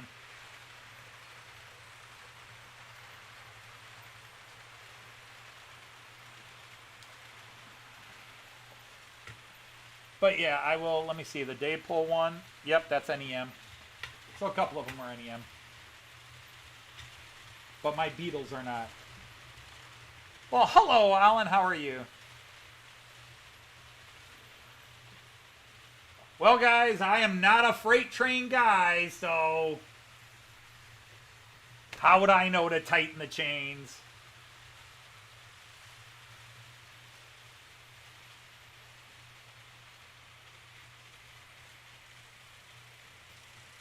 Nice to have you there, Alan. Hope you're well. Hope you're well.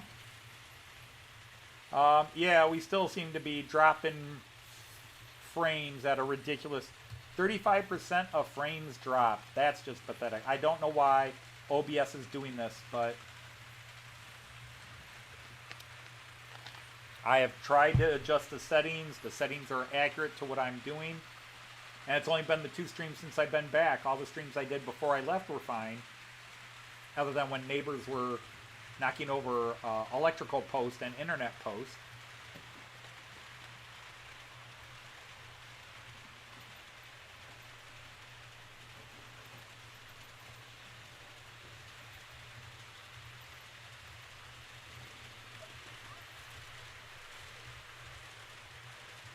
There we go. But yeah, I saw a bunch of people posted new videos within an hour before I came online. I tried to watch as many as I could. I was watching Edward's live stream, so that makes it hard to try to catch all the new videos people put out. I noticed Robert from Robert's Train Set put up a couple. One was a picture slideshow sort of thing. Really cool. I hadn't seen that format used. I wonder what program he used, but that was cool, where it just kind of throws the pictures 2 or 3 down at a time. Plop, plop, plop. That was really cool.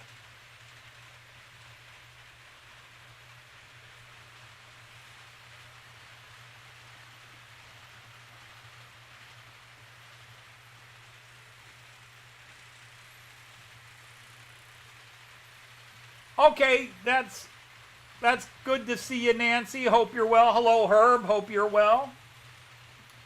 I was out of touch with a lot of people while over in the UK. Just my emails piled up faster than I felt I had time to answer them. Or, there's a lot of people I try to email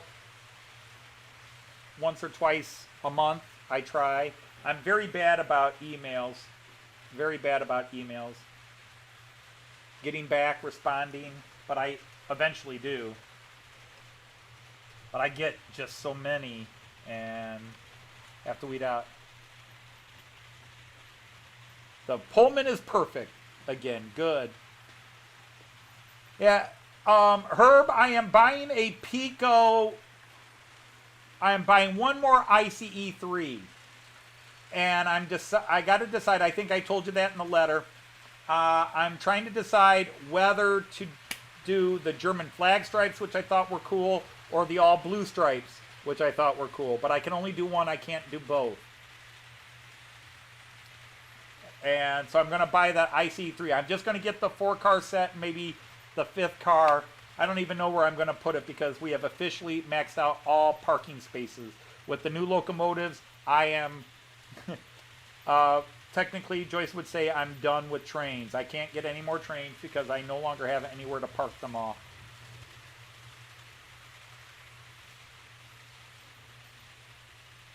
Now, if you are relatively new to this chat, Nancy Mueller here, her husband Herb and I got to know each other a year and a half ago or so. He's in Canada, Western Canada. We traded stuff. I needed an ICE 1. He wanted an ICE 3. I had a spare ICE 3. So we traded, and he gave me a lot more than I gave him. I don't know if I'm just a con man or people like me or what, because people always give me more than I give them.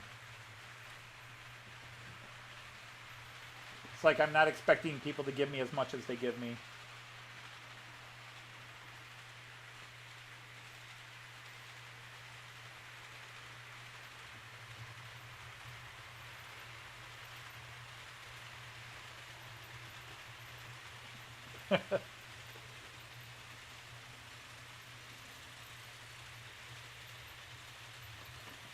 But yeah, this one, Andrew, I should be able to pop this out and put in the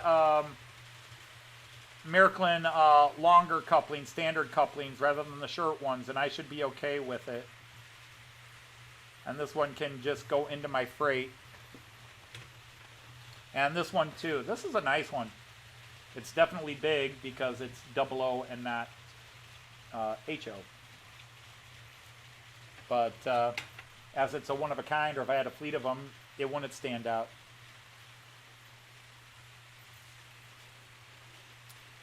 Well, Jean Ricard, if you were here at the start of the stream, I've got plenty of straight track right now, and I've got more coming.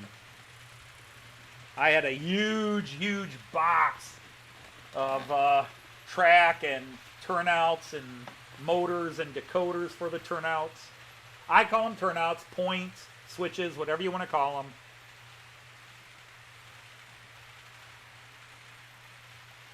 And,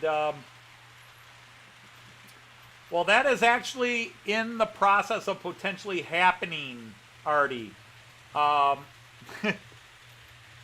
see, can I show it on this camera? If I can get the right camera out. Not that one. Not that one. That one. Yeah. You see there is a closet, a little cupboard over there. That is my children's toy closet. My ICE 4 is now too long to park on that siding over there. Let me raise this up.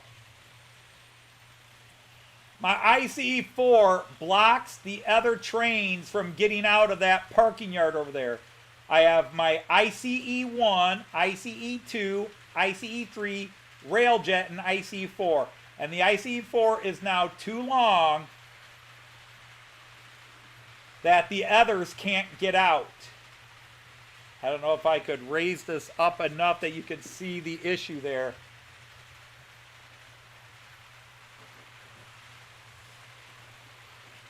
But yeah, it's too long. So I am going to knock a hole into that closet. I'm going to knock a hole into that closet over there where those trains park and build an extra shelf so that I can actually pull them in through to make room.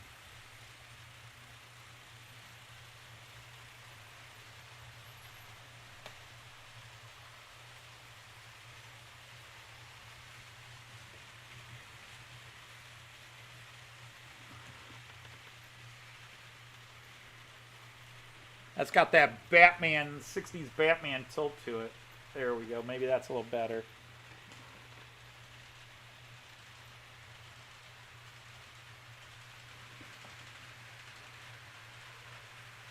Well, in terms of storing them, I've got room on that wall to expand. I could go up another level. Again, here, I'll do this. But you can see I've got 2 shelves up there, and I actually got a little bit of room. But those ICE 4s and that Railjet, the ICE 3, the Railjet, and the ICE 4, once they're put together, you're not supposed to take them apart.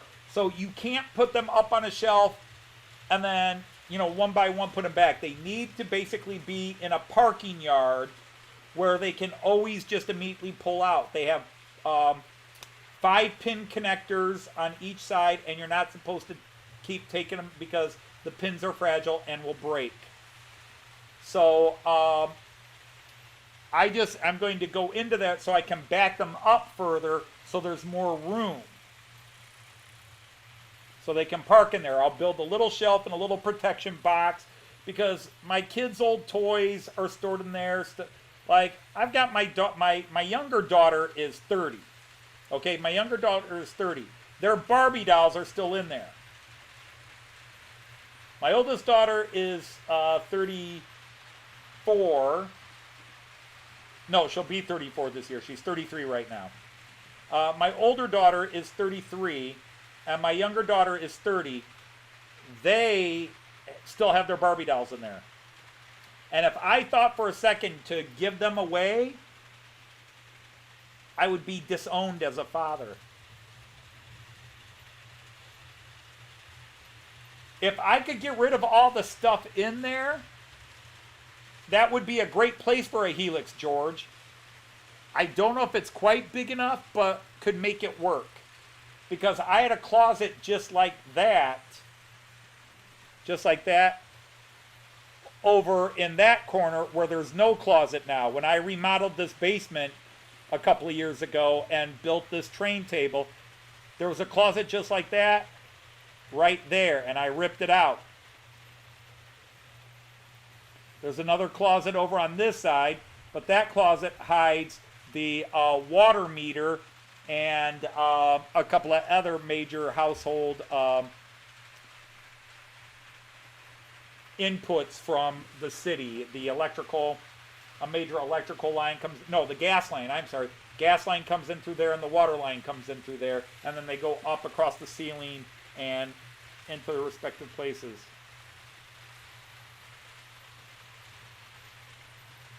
Yeah, I saw that, and yeah, Everard Junction is one I always watch, of course. So I'll see what he did there. But again, clearly his situation's a little different than mine. But yeah, I need a longer and wider fiddle yard. But I would have to totally redesign this entire layout table, which I don't want to do.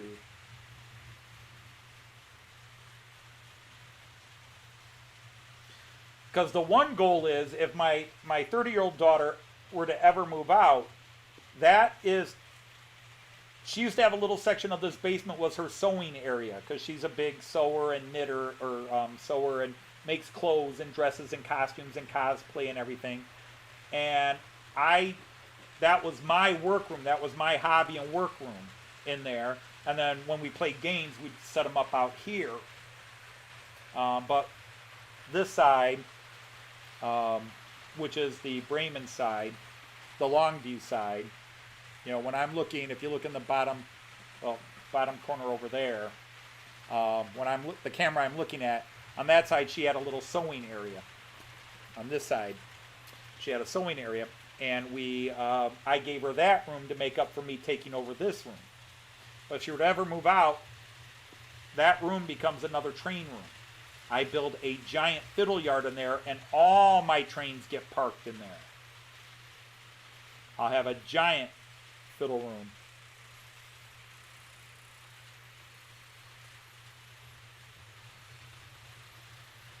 I don't know if there's a patch doll in there. Right now what's in there are Legos, Barbie dolls, micro machines, because my daughter was huge into micro machines.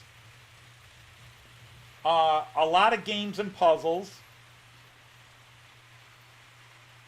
We got Risk and Monopoly and Battleship and Axis and Allies and all these games, Pictionary, all these games.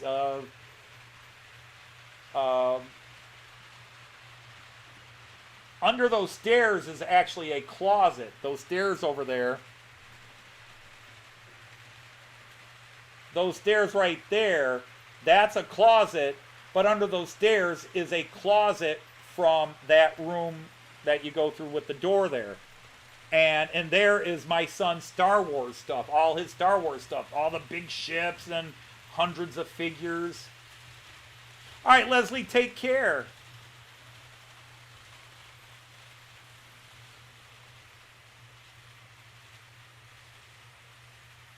So, yeah, a good helix is like 4.5 feet by 4.5 feet, and I don't know that closet's 4.5 feet. I think that closet is 3 feet by 3 feet. I think, yeah, it's about...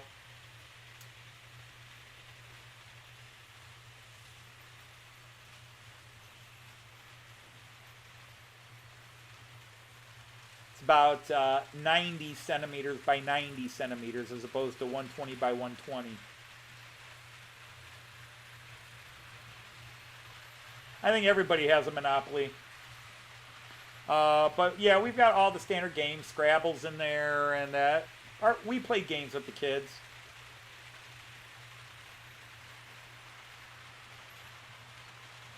We taught our kids to play poker. When they were little, we'd play poker with M&Ms. Teaching them to play poker with candy was a better lesson than teaching them to play with money. When they were kids, money meant nothing to them. But M&Ms did. Betting too many of your M&Ms meant you lost some of your Halloween candy, man. You know, so we taught our kids to play poker with M&M.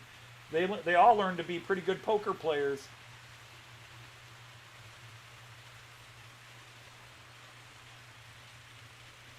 Yeah. And yeah, and I'm an era 6 guy. I'm a modern era guy. What is my longest train in measurement? Let's see, 1, 2, 3, 4, 5, 6, 7, 8, 9. Okay, the ICE4 is my longest train, and it is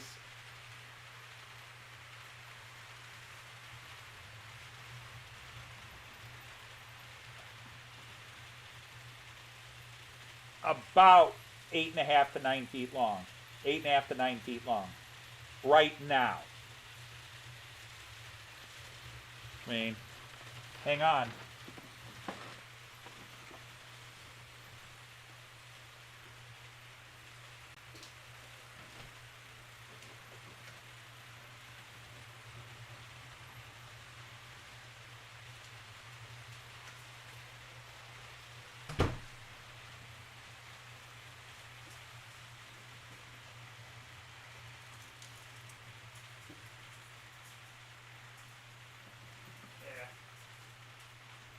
Just to be on the safe side, let me turn off the trains. Be back to you in a second. We'll do this just because this is a metal tip. I didn't grab my rubber tipped tape measure. Since this metal tip, I don't want to risk touching.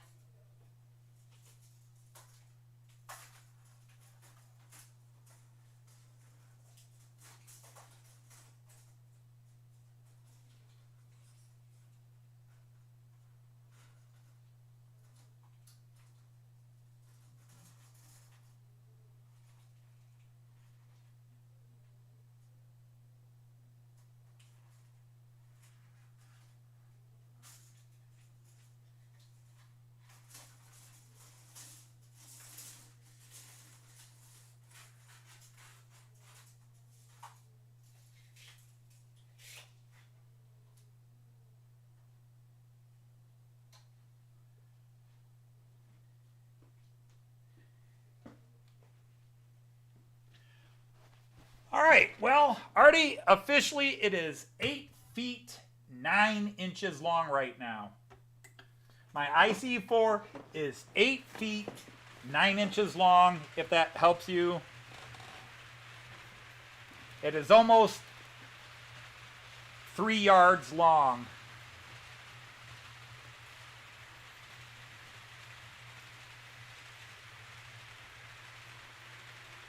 So 8 foot, almost 8 foot 10 inches. And there's 3 more cars that are almost a foot long each to go on it. It's 9 cars and it's almost 9 feet long. Each car is about 11.5 inches long. It's got 3 more cars to go on it. If I put it at its full 12 car consist, it would be 11.5 feet long.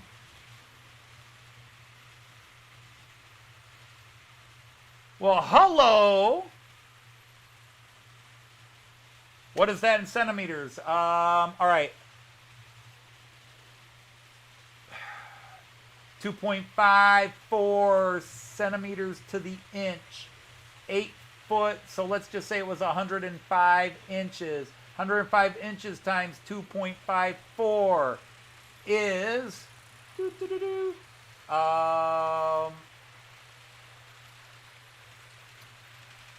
270 centimeters long. That sound about right? About 270 centimeters long.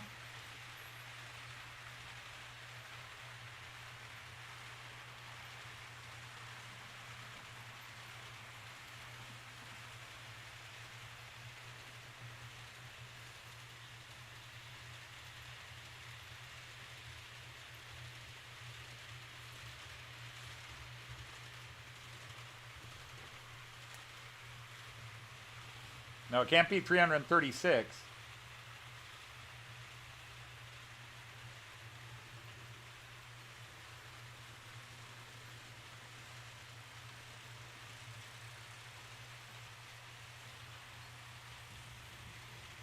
Hang on, where is my real calc? I can usually do the math in my head. Let me get my real calc out. There it is. Cancel. All right, so 100 and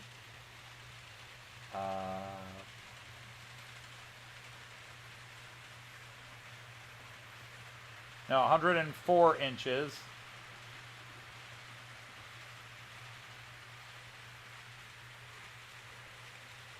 It's called 106 inches times 2.54. Yeah, 270. So, yay for the noodle. Yeah, 106 inches times 2.54 is 269 point whatever. Yeah, so 106 inches, 8 foot 9, 8 foot 10, 106 inches times 2.54 is about 270.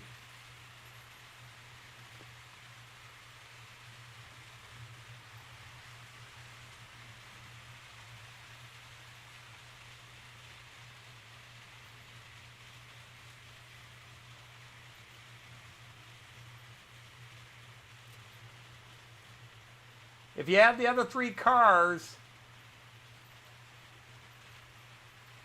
no, again, somebody.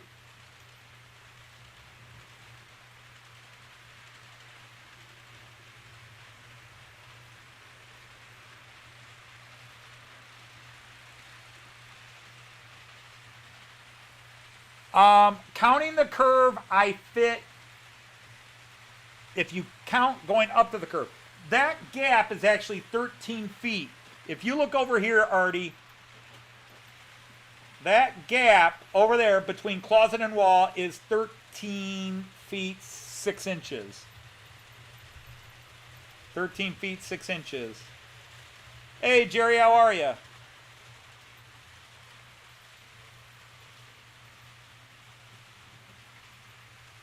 Check your math on that, Jean Ricard. I don't think that's 360. I think if you add it up, it would be the full 12 car consist would be maybe 300 centimeters.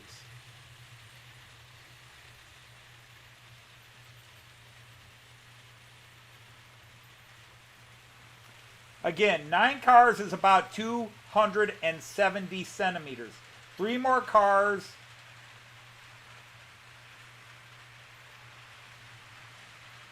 Well, maybe that would work out that way. How many centimeters in a foot? 1 foot is 12 inches, 2.54 times 12. So about 30 centimeters. That's right here. Yeah, so 31 more centimeters, 90 centimeters. So yeah, a full 12 car consist would be 360. You're right. Okay. Yeah, it would be about 360 centimeters. Yep, full 12 car consist. So the 9 car consist is about 270 meters, right? 270 centimeters. I'm sorry. So it's big, and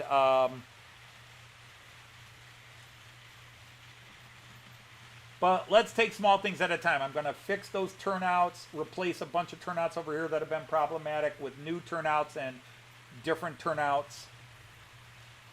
Yeah, 3'3" to a meter, or yeah, 3'3" to a meter, right? Right. No, I was still working on the 9 car consist there. I was still, because somebody said 335 for a 9 car consist. I was like, no, it can't be that big. Again, go back and watch the video, and when somebody said convert it to centimeters, this is a calculator, guys. This is a calculator. I can do the math in my head and be pretty damn accurate. That was a skill my father had that I inherited. Am I expanding? Not at this exact time. I'm going to be changing some things. I've got to tear out a bunch of track and realign some track. I'm taking out some points, some turnouts that have been problematic.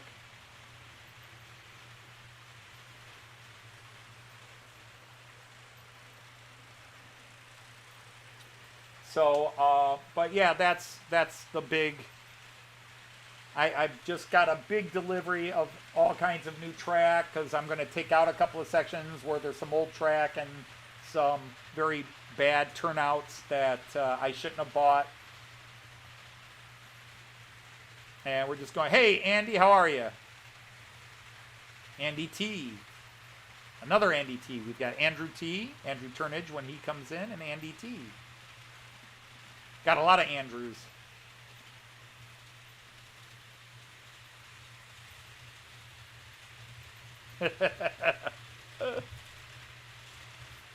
Hey, Clive, it drives my wife crazy because she teaches in the metric system and she tries to get American kids to learn the metric system. And Americans will measure everything by any number. Like, there's a meme out there like, hey, this big gap here was 25 washing machines wide. And some guy from Germany typed it, you Americans will use any measuring system but metric, won't you?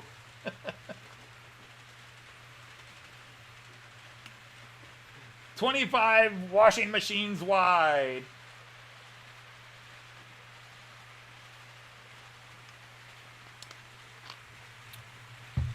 No, I will not elevate it. There's actually a flat spot in between these, Jean-Ricard. Here, let me flip this camera around. You can see. So, and again, I can't see, but you can see where I have the riser and eventually need to put in a retaining wall. But the Fowler car, the highway will come in through here and go right through here. And we've had another disconnect while I was watching.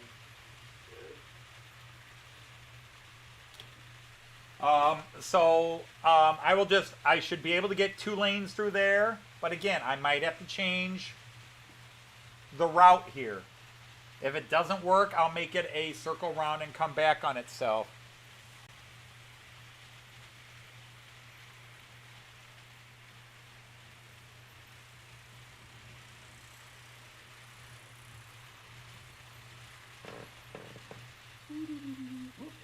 let's let it get up.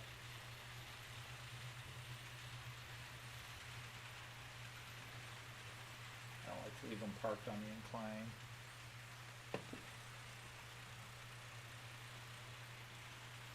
That should be you.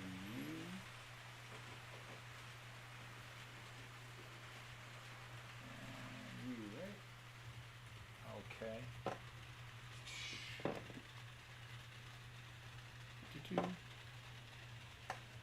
And sorry about this. I'm getting ready to shut things down. It's almost 6 o'clock, so I really should.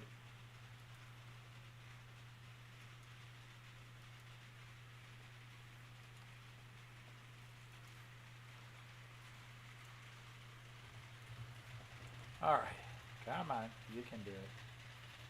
All the way down, all the way down.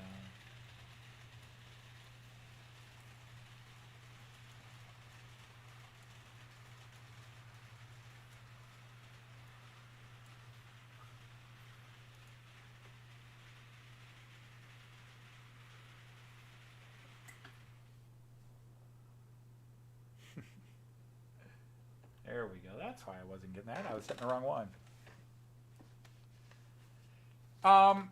It's an idea genre card. It's definitely an idea.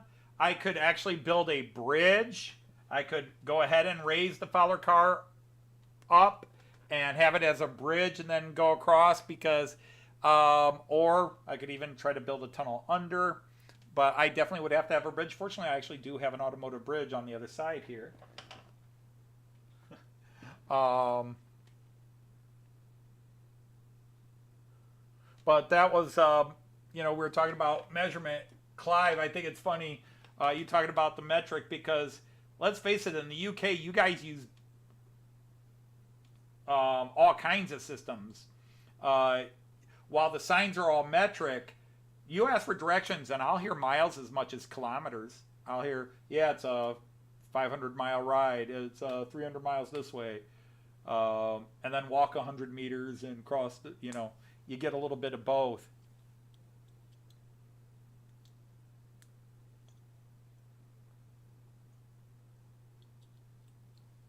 I think all of the UK-related countries, I think Canada is more strictly metric than even the UK. Canada will, near the borders, they will tell you miles, but and kilometers, but after that, everything is metric. In the UK, we hear everything, and then like even I was watching somebody and he was talking about weights and stones, and stone is like 13 pounds or something like that. I forget what a stone is. Something like 13 pounds, somewhere in there. And yeah, Jerry, I work on cars and I do my own woodworking, and depending on what we're working on, it's millimeters or inches or quarter inches or eighth of an inch or 64th of an inch. Depends on what you're working on and what tool you're using. And at least in my case, I'm very good at mentally converting it. I'm very good at converting metric, imperial standard to metric, because I've had to do it my whole life. And it's relatively easy to, to me, it seems relatively easy. Some of our students just have problems with it. They don't get it. And a lot of times, you can take, like, here's a yardstick, and you tell kids, here's a yardstick, and this is specifically a yardstick. But in schools, they have meter sticks, and you try to just show, like my wife tries to explain to the kids, would you rather have to figure out 1/64th of something or 1/10 of something? Would you rather learn this is 7 3/4 inches, or it is X number of millimeters, where it's just a nice round number, where you're not doing the kind of fractions and really crazy fractions we have to do. You know, my dad, hey, give me a 1/32 drill bit. Okay, you know, hey, give me, yeah, and that's how I am, Digger. I use both systems. I go back and forth. Whatever I'm working on, if everything's in millimeters, with my tools, I've got millimeters and I've got imperial standard tools. I've got metric drill bits. I've got imperial drill bits. I've got metric sockets. I've got imperial sockets. I have everything. And then I've got even crazier ones that, I've got micro screwdrivers for really fine things where, they're like -2. All right, Andrew, thanks for stopping by.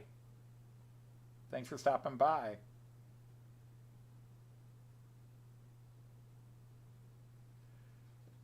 Well, we could talk about how they're taught, but it's a different situation because Americans are so, America has a problem in that we are isolated. Most Americans are isolated. You got Canada to the north, which is metric. You got Mexico to the south, which is metric. But America basically, those countries don't exist most of the time. And the rest of the world does things one way, and we Americans do it another way. And because we don't have, because we're such a huge country, and I know Australia is isolated, but Australia is a UK world mentality shipped over. Yes, an Australian mentality has developed, but you're still based in a very English, British, Scottish, Irish history, even if you yourself are not of those descents, Artie. The Australian culture has a basis in the UK, the white Australian culture. And obviously the land and everything shapes that, but there's a reason you drive on a certain side of the road. There's a reason you use metric. When you try to teach American kids, it's not necessarily about how they're taught. It's that it doesn't get reinforced at home because their parents don't do metric. I do the same thing teaching German. If my kids don't go home and use it, they don't learn it. And most of my kids would go home. And trust me, I also taught English and history and other subjects over my career. But if my kids don't go home and use it, they don't know it. The only way you learn anything is practical usage. And consistent practical usage. And that's not even getting into the debate of how kids all learn differently. Some people learn by being told. They can read a book and do it. Other people need to be shown. I can read a book and understand, but I would rather watch a pro do it and watch step by step how he did it. Okay, I can read a book on how to build a layout or read a book on how to make something or how to weather. Or I can watch a Digger Evans video or a Tony Northeastern video or an Allen video or an Everard Junction video or something like that, and I can learn better from that, and I would learn even better by sitting next to them where I can really watch and focus. You lose something in the video. There's something about the three-dimensional process. That's how I learn best. That's how I try to teach my children, by doing. My kids have helped me build decks. They've helped me paint walls. They have helped me plumb. They've helped me do all these things because I wanted them to know these skills the same way my dad wanted me to know these skills. But getting Americans to truly use the metric system requires a commitment to it.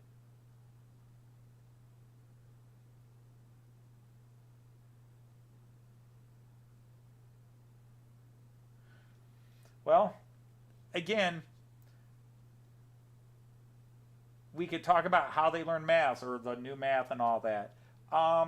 Yeah, the way some things are being taught today it's obviously very different than how we learn it today. But it's bigwigs and places that say this is the best way to do it. You know, the generation before us thought we were idiots. We think the generation following us are idiots. You know, it's one of those things. Because my dad didn't do well in school, but my dad understood how an electrical system worked just instinctively. He never learned it in school the way it was taught in the 1930s and 40s, but he understood it. You could throw electrical diagrams at my dad and he'd be confused, but if you put a house in front of him, he knew exactly how every wire worked, what it carried, where it went, what came off of it, what load it carried. He understood that. You put it on a engineer's graphic diagram, my dad didn't understand it. You put him in the house, tear out the walls and show the wiring, he understood it all. So there's always something in there. There's always something in there. Hey, Evo, take care. You know, and that's the problem. We all always judge education by how we personally did. And it's like somebody saying they hate lasagna. Well, whose lasagna have you had? Okay. There are foods I don't like, but if I make it for myself, I like it. You know, because I take out all the stuff I don't like. That's why people ask me, hey, how's the food at that restaurant? Well, I don't know. I liked it. And somebody else will go and say, oh, it's nasty. I'll give you an example. We have a chain restaurant here in the United States, Five Guys Burgers. I love Five Guys Burgers. My brother-in-law hates them. So somebody asked me, what do you think of Five Guys? Love them. Great, juicy burgers, good cheese, really, bread's good. My brother-in-law will say, oh my God, I hate them. They're horrible. They're greasy. They're, you know, it's just how it is. You know, there isn't a, this is the way it should be done. We humans are trial and error. And sometimes we think we find a better way and then we go, oops. You know, that's science. Science doesn't say it's perfect. Science just says, we figured something out since the last time we did this. Maybe this will be better. But anyhow, we could get on and on and on about that, but it is my dinner time. Joyce is probably upstairs wondering why I haven't come up yet, you know, because I used to get off at 5 and then it went to 5:30. Now it's going to 6 and sometimes it's going past 6. It's been great having you all. Again, starting tomorrow, early tomorrow morning, there's going to be a series of videos coming out each day about the different people we met in the UK. I've been posting stuff that isn't live stream. That's actually model train, and hobby related lately. So maybe people will see that I do more than just